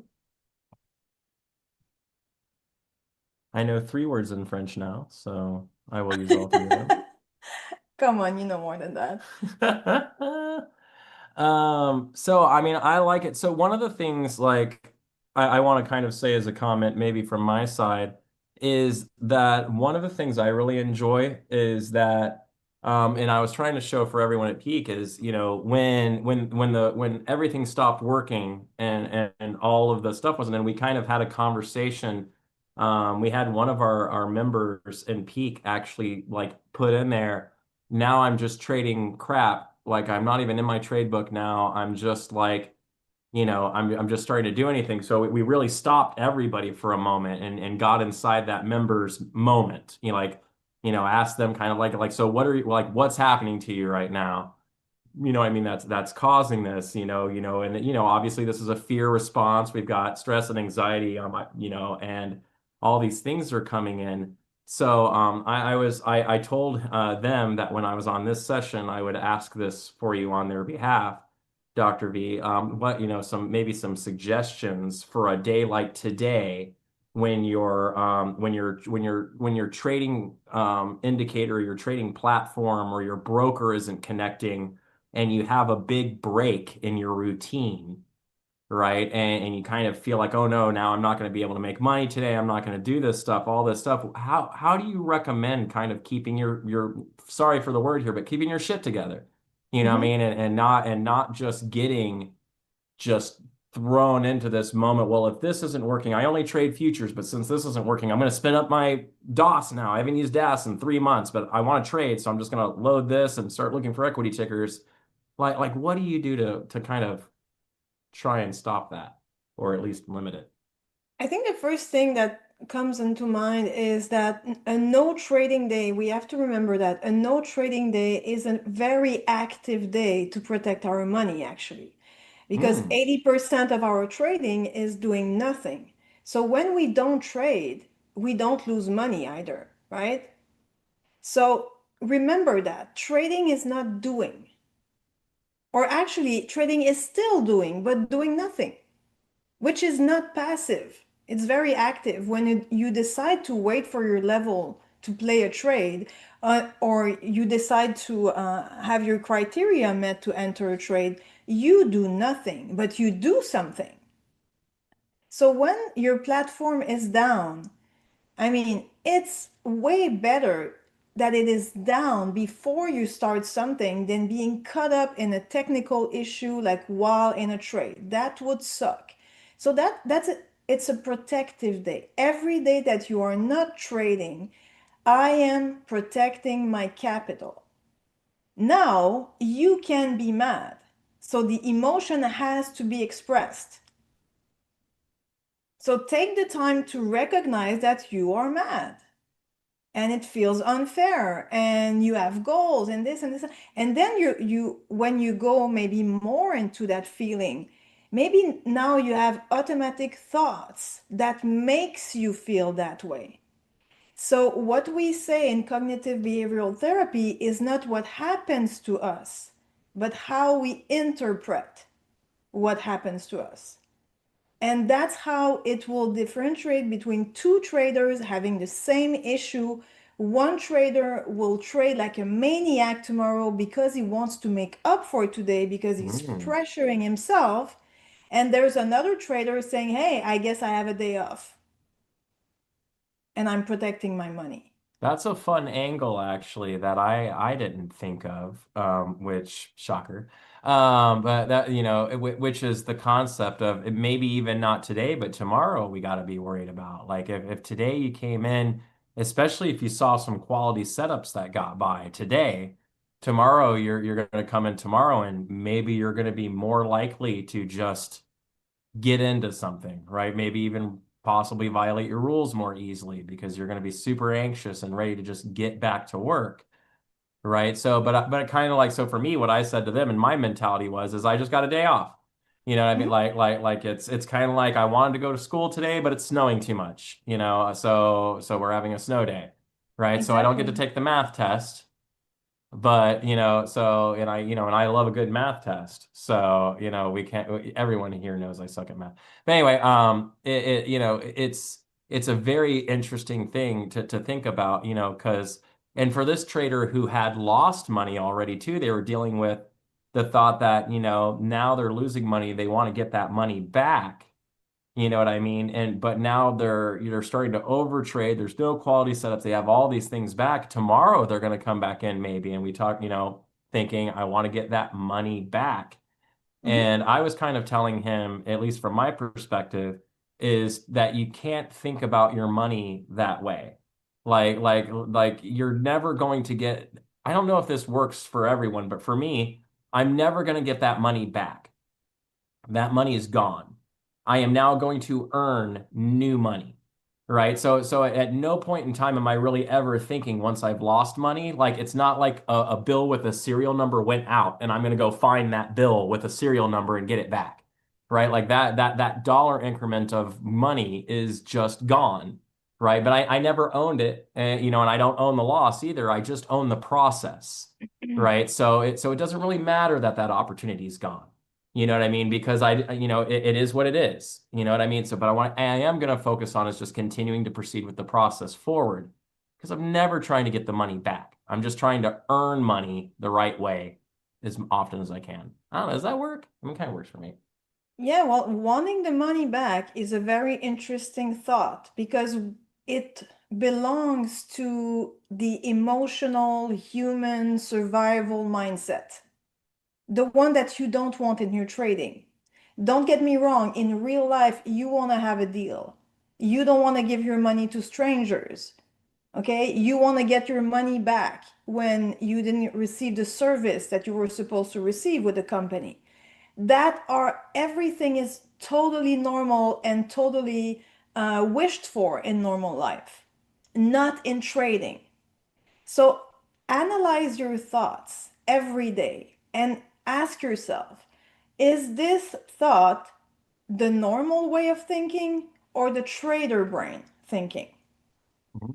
And that's the switch we want to make. Really separate our thoughts. And thoughts and emotions are like this. We don't know which one comes first, but they interact with each other. So an emotion, a body sensation, an emotion can create a thought. And also a thought can create an emotion like, oh my God, I cannot make money today. Automatic thought. your automatic thought is, I cannot make money today. What it says about you is that you put a lot of pressure on you and you are still focusing on outcome. So that's the normal survival brain that we don't want to entertain in our trading. So we remember and we go back to the process also with our thinking and not only the trading. And we say, okay, I have two brains now. What is my trader brain telling me based on what I think a successful trader is? All right. I'm protecting my capital today. I'm very active. And I guess I'll have more time to go to the gym or listen to V and Thor, you know, like whatever it is. And life in general, right? There's a lot of times when we have a plan for the day, for something at work, and it just doesn't unfold like we were, ready for it. And then either we complain about it and we say, hey, I guess life just gave me that. So how should I deal with it? And here it's not false positivity. It's just like I'm taking what is handed to me and I deal with it. But I also live my emotions. I can be annoyed. That's okay. Mm-hmm. Like it has to come out. But you don't stick on that thought for the rest of your day because you are developing the trader mind. Oh, 100%. And I actually think the trade of it issue might have just resolved itself because my platform just refreshed. Okay, so forget everything I've said. So let's trade. No, I'm kidding. So we're back in. Go live in a trade, go, go, go, go. No.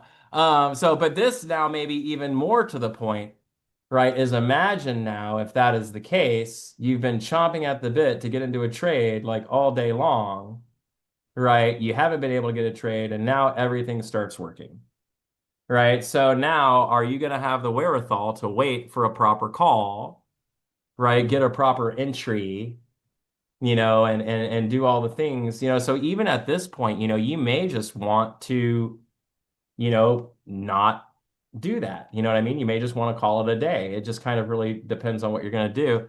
I do like where gold's at a lot right now. So I am kind of interested in taking a look at it. It's a higher, wider range near ATR high, R6, all-time high. Which one? Share your Gold, screen, maybe? gold right now. So it might be worth maybe taking a peek at. I mean, it's a double top potentially here. I mean, And it's wide, so wide. We love double tops on wide ranges. So I mean, I'm kind of into it. So I think it's got some potential up here, and it's got a really obvious spot of where we would want to get into it. So who knows, right? Yeah. See, there's always another trading opportunity, so we don't freak out when we miss out on something. And as long as gold stay under the gray line, we are not going up. So, somebody was asking, what was the higher time frame analysis again on NQ? So NQ, I had this uptrend, steep uptrend based on, so I was branching. So I have a trend like that, okay? Look at me. That started in last week. And now I just took the recent price action that got steeper, okay? And then we broke this steeper uptrend. So for me, on the other side of this green line, we are not going up in that fashion anymore. So that move is over with, okay? Until they reclaim it, and it was just a joke, okay? But the first assumption is that they want to change direction. It's my directional index, right? And now I really like the blue level because it's a very important one. So most of the times, again, it's all about probabilities, and I'm only a 3.5 years trader, okay? So I'm not an expert at all, but based on my personal experience, when they break out a very important level like this one, the all-time high, like rarely they will continue forever, like without coming back to it. And I prefer my breakouts after the retest. And I heard people at the NYSE mentioning that also, that the big money likes to go to wait for the retest. Like they have to come back to the level and then go higher. So I don't know about your experience, Thor, on that, but that would be, so that was my play here. Absolutely. Everything you're saying there lines up. I mean, that's 100% sure. The algorithm for these major market makers and specialist institutions, they're looking for the response, they're looking for the volume, and that's really what they're reacting to. But if they move too fast, then they're going to need more volume. So they're always going to pull back up and reoffer. They're always going to come up and test. This is why you don't want to chase, because you often chase and you get caught and then it squeezes against you in a big way. So it's really interesting here. What? Oh, I was looking at gold. I just don't know. I was even thinking about if I try and take a trade on it. I just don't know if I feel enough confidence in trade of it and them executing the order properly to even take it. So at this point, I don't even know if I'm willing to just do that. It's a nice, like I kind of like where we're at, but I'm gonna wait. And if we get a seller up here, maybe I'll see what we can do. Take a smaller size, Just take like one contract or something. Well, one contract, E-mini of gold is quite a big size, but You know how we do. when you're baller, you're baller. We can have some fun. But right now, we actually are just really don't have any directional volume one way or the other. We kind of had a big sell and we've just been chopping. And also, guys, since this morning it was a bit tricky because of the technical issues that you might have experienced, just be aware of your stress level right here, right now. Are you like super activated because of it? Like take a moment, because stress is your enemy in trading. Stress makes you behave emotionally because your first responder in the brain is the automatic emotional brain survival instinct. Okay, so the stress will not make your frontal lobes work anymore. Okay, so you will size in, you will get in more aggressively, you will take the money before it hits the target, whatever. Okay, so be aware of that.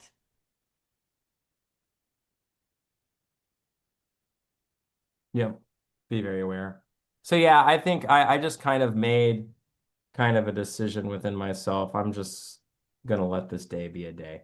So I was kind of looking at that. So I went ahead and logged out of my brokerage account, killed my replicator, and now I can concentrate appropriately. I just don't think under this market, under these environments with FOMC coming out at 2 o'clock, I just don't think that there's enough here for me to feel comfortable getting into new positions for me. So I think maybe I set a better example from everybody, for everyone, just kind of showing them what it looks like to not take trades, and then we'll just do that. And can you explain your trade idea here? Like if you would take it? So what I was looking at on gold is, we have signaled, we've alerted, we are in a higher, wider range. So my expectation for this would be a pretty nice potential short on this one. We should not go above high of day at this point. So because we've marked that and sold very heavily. So it's unlikely we go through there. But what I've noticed as we've crept up, we don't have any selling volume ever since that. So we seem to have just exhausted in this big sell. And now we're just kind of chopping and ranging. So I don't see anything directionally here that lets me say this is a sell right now. But I mean, it certainly wouldn't go long here. So there's a lot I like about this, right? As far as it being a potential short, it's the right range, it's the right width. I like that we sold and we've offered higher. There's a lot to this, but some things that are big knocks against it. Our ATR low is inside of our ATR high. So we've moved up so far, right, that we don't really have downside anymore, right? We've come so high up that it's going to be difficult to generate the selling we need, at least in today. right? So this one actually is most likely going to just kill today. Gold will probably chop, and it's going to narrow this range, and then tomorrow would likely probably a day on the narrow range to get a more directional move. And would you enter a trade above R6 or you would wait for R6? So for me personally, I would like to see it actually sell and ideally get under R6, right? And then offer the cam and see the interaction at the cam. And that actually is a really good point.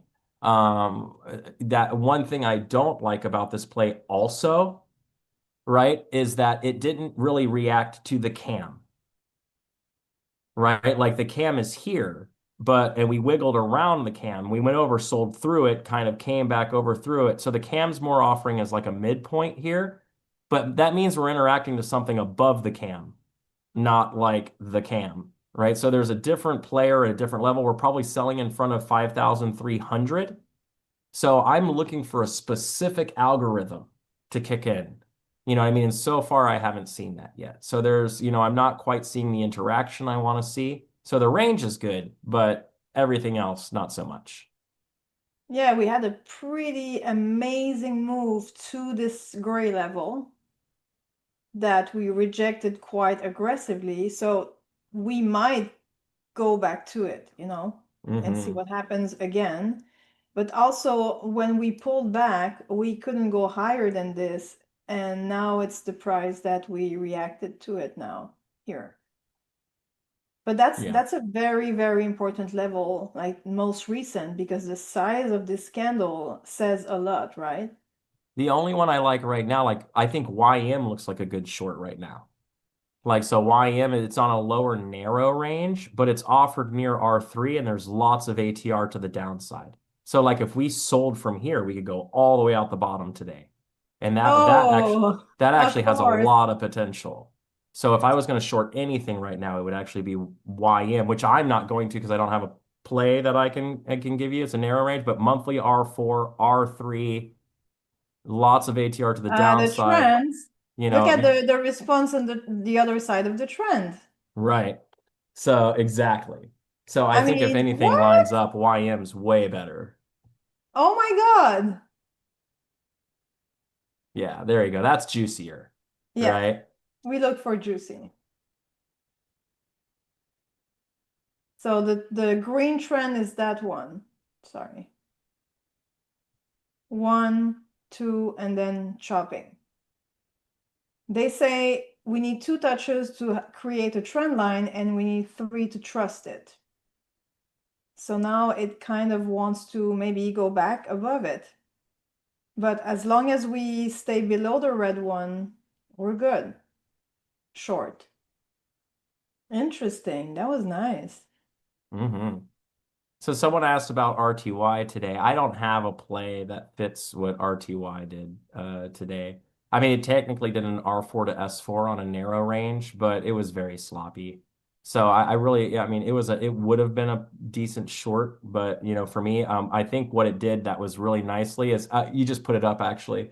Dr. V had some morning analytics, I think, and I think this morning the big squeeze at the open got into a fairly good spot that you could have looked for something, but on the cam play, it just didn't align enough to call. So the only play today that was a viable call that I really, really liked, 2 days in a row, by the way, Taiwan Semiconductor has had 2 really sweet calls. Yesterday, it called a perfect trending breakout. Today, it called a perfect R6 reversal.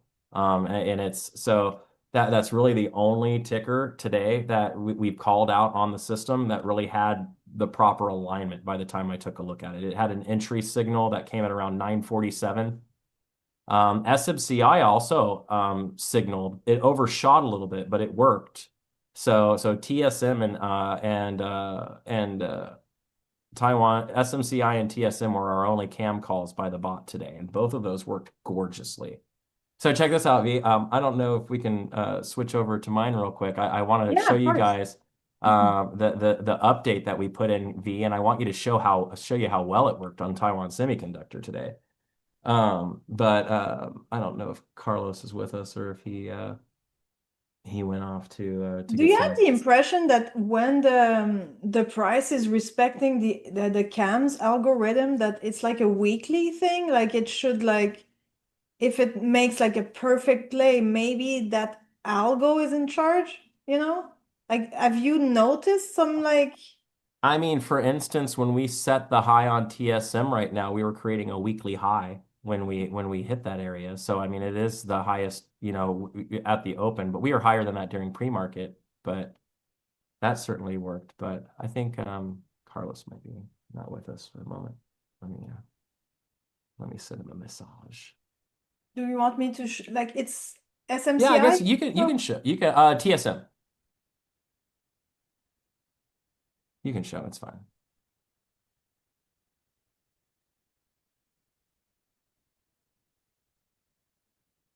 Wow. Mm-hmm. Okay. But So CP, I mean, that's mean, right? it's I mean it's still got time. Yeah, It's it's still true. selling, so it was just a pullback. So I still I think we my target on this one, if I was in it, would actually be a move all the way to S3 because we have ATR low and S3 all far enough down to give it a go. So this one for me would be an all-day holder. I would have just gotten in right off of R6. I would have put a target at S3 and I would have walked away and called it a day. Right? I would have came back at 4 o'clock to see if it hit target or shut it out wherever it is.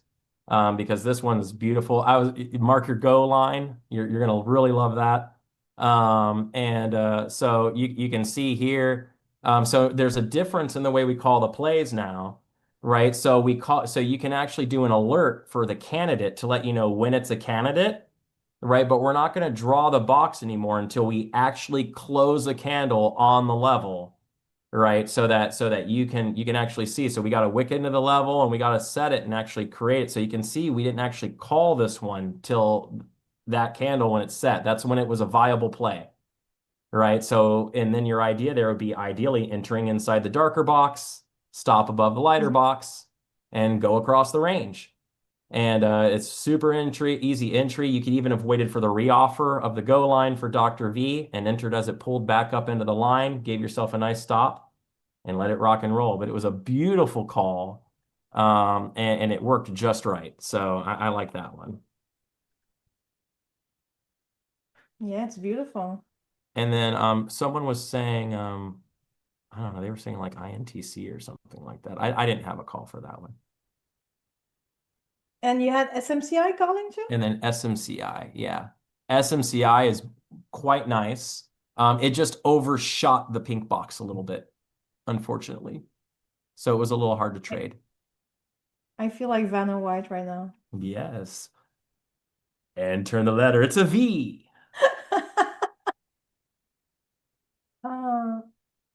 Yeah, so for me, the best entry on this is the after we're done with that move, Mm-hmm. you know? So if you took the two calls that actually happened, both of them worked, one of them cleaner than the other. But if you use Dr. V's go line, for instance, you would have held on SMCI and you could have entered it a little Yeah, bit because differently. when it called, your trend line was like this. Okay, it was a bit steeper. So when we broke this, okay, but right after we went above it. So you wait for the candle to close and you see how the candle opens after. It's a 1 minute chart. You can handle this, okay? You can wait for the candle to close.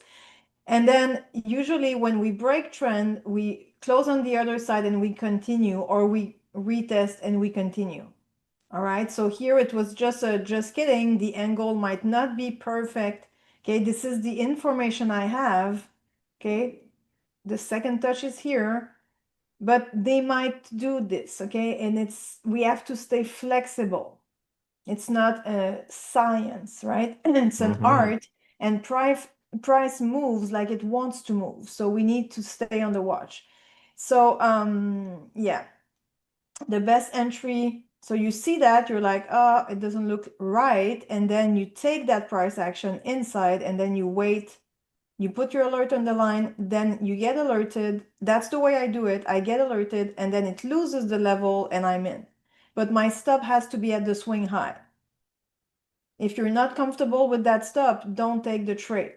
I see still too many traders I work with being stubborn about the stop thing. It has to make sense technically. Please. If it's too wide, just don't take it or take fewer shares. So someone was actually commenting, I was talking in Peak earlier, and then I talked on YouTube the other day about somebody, I had mentioned being someone who partials my losers, right? So what I mean by partialing a loser is I don't have to take max loss for me to know I'm wrong. And that's because of what Dr. V is talking about right now, right? I trade levels, not my P&L. So let's say my maximum risk is $1,000, right? The most I can, and this is my current rule right now, the most I can possibly risk on a singular position, right, is $1,000. But I rarely risk $1,000 on a trade, right? So when it so for instance, if I was going to get in on like gold right now, right? If I wanted to get on gold, I would enter in my bracket at like, let's say I ran 2 contracts, $1,000 risk on the 2 contracts would probably put me up somewhere around the 5,300 mark, right? But I don't need it to go to 5,300 to know I'm wrong, right? All I need to know to go if I'm wrong is for it to go above the high by a reasonable amount, right? So I don't need to risk the 1,000. So I can grab that and I'll grab my bracket and slide it down so that I'm just out when I'm wrong, right? Because that's the technical level, right? That's when I know I'm wrong. So for like Dr. V, if she's getting in after a reoffer of her trend line, she could risk a lot of money at the technical level because that's where she's wrong, right? So, or if you have a bracket, you can pull it down to the technical level and take a smaller loss, right? So sometimes Dr. V will take 2 contracts, 3 contracts, 5 contracts of RTY, and she's only risking a couple $100, right? Or maybe 300 or 400. She's not risking. A lot of you use a static, every time I take a trade, I'm always going to risk $100 or $200 or $500, and you're going to get your maximum value at that risk amount. And then you're going to start diluting your winner. So what we want to do is dilute the loser and always go for the big winner. Like I always want to run the range. I'm always going to go for the target. If I risk $200, I'm going to still go for 10 grand. Right? If I risk $500, I'm still going for 10 grand. Like I want the whole move because I'm going to go for technical to technical, but maybe it's not 10 grand. Maybe it's only 2 grand. Maybe it's 3 grand. Not really worried about those things, right? I'm worried about when I traded R3 short, right? I'm targeting, if it's a wide range, I'm targeting CP and then S3. Those are where my profit targets are. It doesn't really matter if that's 3 ROA, 4 ROA, 10 ROA, 100 ROA, whatever. I want the move. Right. And that's really what I'm staying focused on. Right. But I have a maximum amount I'm willing to risk, but I rarely risk my maximum amount. Make sense? A lot of sense. Because if they take the level, of course, it could be just, we are just kidding. We just wanted to take your stop kind of price action. But I mean, you don't want to guess that, right? So you just want to be out because it should stay. This should act as a wall, as a ceiling. It's his first job. A resistance job is to keep the price down. So I'd rather get stopped out and re-enter if it sets up than just hoping it's a fake out. Hoping, right? It's not a trading strategy. Hope is not a strategy. That should be a t-shirt for real. Like you always say such brilliant things, and this is one of those ones that I really, really like. And it's hope is not a strategy. Anytime you feel yourself assigning an emotional value to any part of your strategy, you more or less should stop trading immediately. Right. Like I don't really think it's a good idea. And I hear a lot of that actually. Like I locked in profit here because it makes me feel better. Okay. I Hey, mean, target! yeah, Sorry. let's go in queue. It's a party time. Target hit! Let's go. Sorry, you were saying? Beautiful. But so Yes! that's how you do it. You had a targeted level, you had something you were looking for, and you went for that level, right? But she, did she want it to hit the level? Was that her target? Yeah, but is she sitting here talking to everybody like, man, we need to get to this level. Yeah, I don't. Yeah. Can we please, like everyone, can we please pray for this level? Where are my rosary beads? You know what I mean? Can I, I really, how do you hold for position? I just go to the Almighty. You know what I mean? Like, you know what I mean? So this is not what we want in our trading, right? We don't want hope-based trading. We want real technical levels. Why did the good doctor here target that level? Because it was the big high that had been broken before, right? All-time So, high. so, so it was all-time high. Now we're going to go back and reoffer it. Well, do you think everyone who bought that break, do you think they're going to be so easily discouraged just by coming back to price?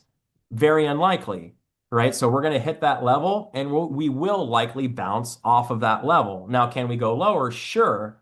But for the extra few ticks, right? I'm Is not she really going to arguing. stay in this for another 2 hours or 3 hours while this thing chops around and tries to figure this out? And the answer to that is going to be no, right? She's just going to go Especially ahead and hit the today. level and let it bounce. Especially today. Like I like that base hit, from I really like that I had a story, it was bearish. We lost the R4 breakout area that I knew we could shop around and I Hmm. didn't want to get in. I mean, again, two systems fighting and I use these two systems, so I really prefer an alignment. So for me, the alignment was here.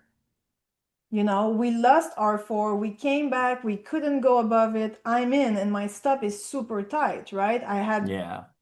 that kind of a stop. So it's nothing. It's like 30 points. Yeah. It's beautiful. Great trade.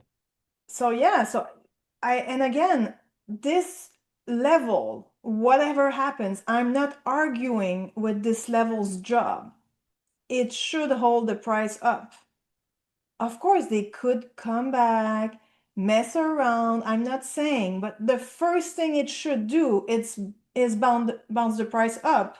So I'm not arguing. And it's a very important concept that you have to remember, guys. I know you want something. You want to Mm. make money. You want your trade idea to work because if it works, you're making money. Again, outcome focused. Arguing Yes. with levels will get you in trouble. I like that you use a vernacular difference there that I think is important to center in on also, right? The word could versus the word should. Right? The word could is significantly less valuable than the word should.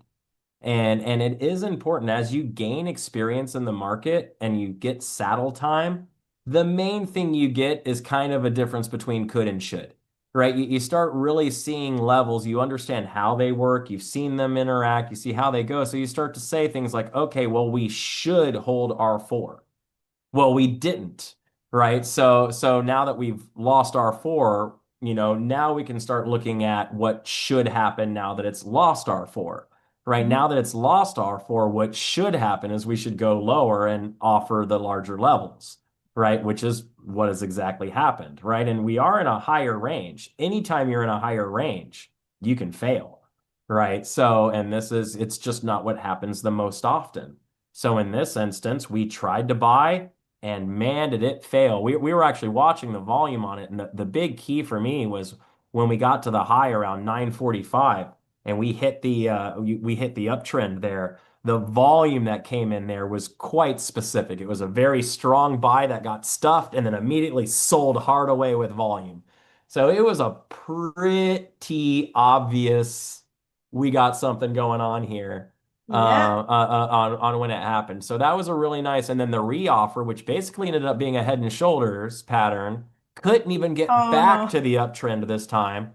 It couldn't even get back to it, right? Uh-uh. It couldn't even get back up to that uptrend. It couldn't make a new high. It couldn't do anything. It just got to it. The volume died and it sold away. It was dead. I mean, it's dead meat at that point. I mean, it's a good one. So being in the direction Dr. V is in is the right call here for sure.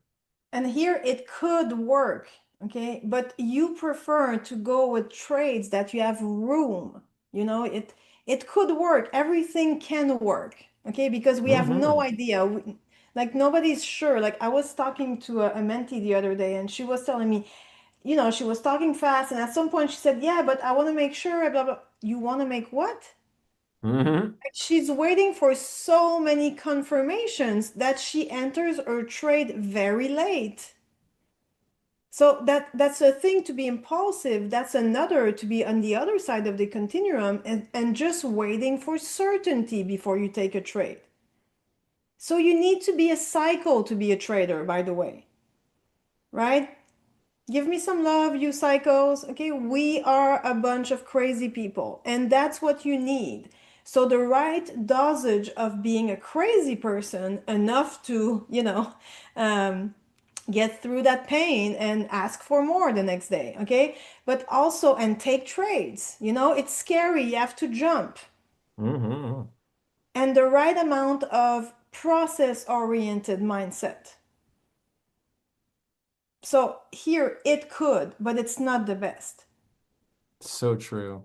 Use your money when you say, wow, this is beautiful. Like this looks amazing. This doesn't look amazing. It's cute, but it's not gorgeous, It's like,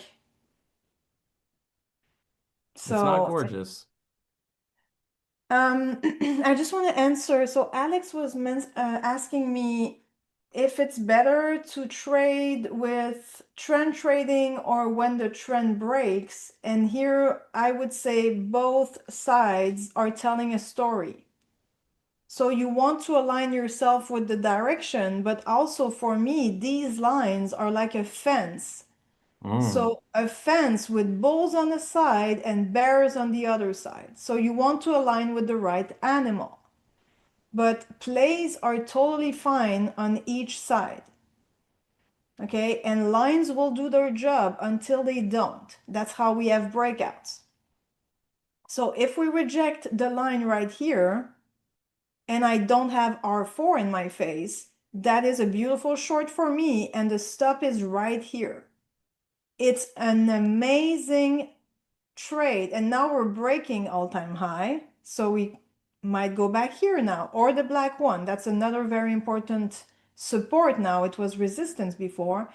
But look at the waterfall when we say we are not reclaiming that uptrend. Exactly. Everybody got out. It stinks to be long now, especially in a steeper trend, because steeper trends are weaker. So if they break, you better get out. Okay, don't try to be a baller and holding, it's get out. Exactly. That's their criteria. We've been steep going up, and steep moves tend to get tired. Okay? It's delusional. I was telling you, you have to be crazy to be a trader. Don't be delusional. Right. It is not sustainable over the long. It could, okay, but it's not sustainable. Just like it's not about being smart. It's about being, very practical. We will at some point run out of steam. And how do we know that? When they say that move, that angle is over with. So now people are taking profits. And now we lost the blue one. So panic attack, right? Like, Exactly. are we fake, like breaking out? Like, is this a thing? It's FOMC. Oh my gosh, I should close my lungs. Like, panic, potentially. And the next trend would be this one for me. So yes, if I go short, let's say that I would like to swing trade NQ, which I really don't, it should go back here. Or not even it should, but when we get here, if we get here, don't go short, right? Not a good idea. Because Not a good idea. the first job of this line is to bounce the price up. And that was a beautiful, it's a 4-hour candle here. At some point it was very red and bulls just showed up. So we expect a similar reaction when we reach that. So if you have an R3 short that day and it's above the line is in the way. Just keep that in mind. I mean, and this is a very important thing, like to keep in mind, right? Because especially for those of us who are cam traders, one of the things that happen with range trading often is that you become, you sometimes start to ignore price, because you have range. So, but you really want it all. So, and I think, by using some of these methodologies, you can really help. I know it helps me sometimes with keeping myself from being a little too excited or aggressive with stuff. When I kind of use a little bit more of that in there, it really, really helps me out a lot. Yeah, and your level of stress. Okay, so this week, I read a paper on how stress influences our trading. Okay, and we have to be so aware of it. Like, it can be so dangerous. This is how you go into your old way of thinking. I mean, not old, but like natural. It will amplify your bias too. So be on the look. Let your body tell you how you feel because it's dangerous. So, for example, of a stress trigger, a big losing streak that you've been having. So the common bias that you might show is gut reaction over rule-based checks. You don't want to hear about it. You have resistance. You don't want to respect your checklist because you want to make money and you want to make the money back and you just want to be green. So the process goes through the window. Again, it's not how you win, it's how you lose and how you handle losing. How you self-regulate under stress, under losing streaks, under your system not working maybe for 1 week. Now, how do you behave? Making money is easy, all right? A trading behavior that you can have when you are under a losing streak is ignore your stop signals or your stop losses, right? And you hold. Because you just don't want to have another losing day or another losing trade because until the stop is hit, hope is still there. It's still unrealized loss. But when it hits, now the pain of losing. Well, exactly. And I think like part of this reminds me of recently, like, and I actually went on vacation for the first time in like forever, where I took 2 weeks off. Part of me was never willing to take that 2 weeks off because it's like you just feel like if you stop trading, it just all is going to disappear. It's all of this like outcome focused stuff that you're never going to be able to do anything about until you get there. So I think one of the issues we really make a lot of the time is instead of just focusing on what we need to do in the moment, we're just constantly worried about what could happen. When we start to have something that kind of doesn't align with that, it instantly creates stress. And then that starts because I read that paper that Dr. V was had. She actually shared in our small mentor, or sorry, in our mentoring group, which you can get to marketalchemist.org. And that paper was actually shared in there that I've been reading. And it was really, really fascinating. I'm well into it. I'm actually rereading a couple of sections multiple times, but it really says a lot to me. Like as I'm like reading through here, I start to go, oh man, so that's why my Hulk days used to happen. So that's why these things happen because, when I would get stressed, and, I think it's stress combined with urgency specifically, I think really like kicks it into gear because for me, stress makes me want to do things and urgency makes me want to do things. So when you have these, like let's say it's 11 o'clock in the afternoon and you haven't taken any trades.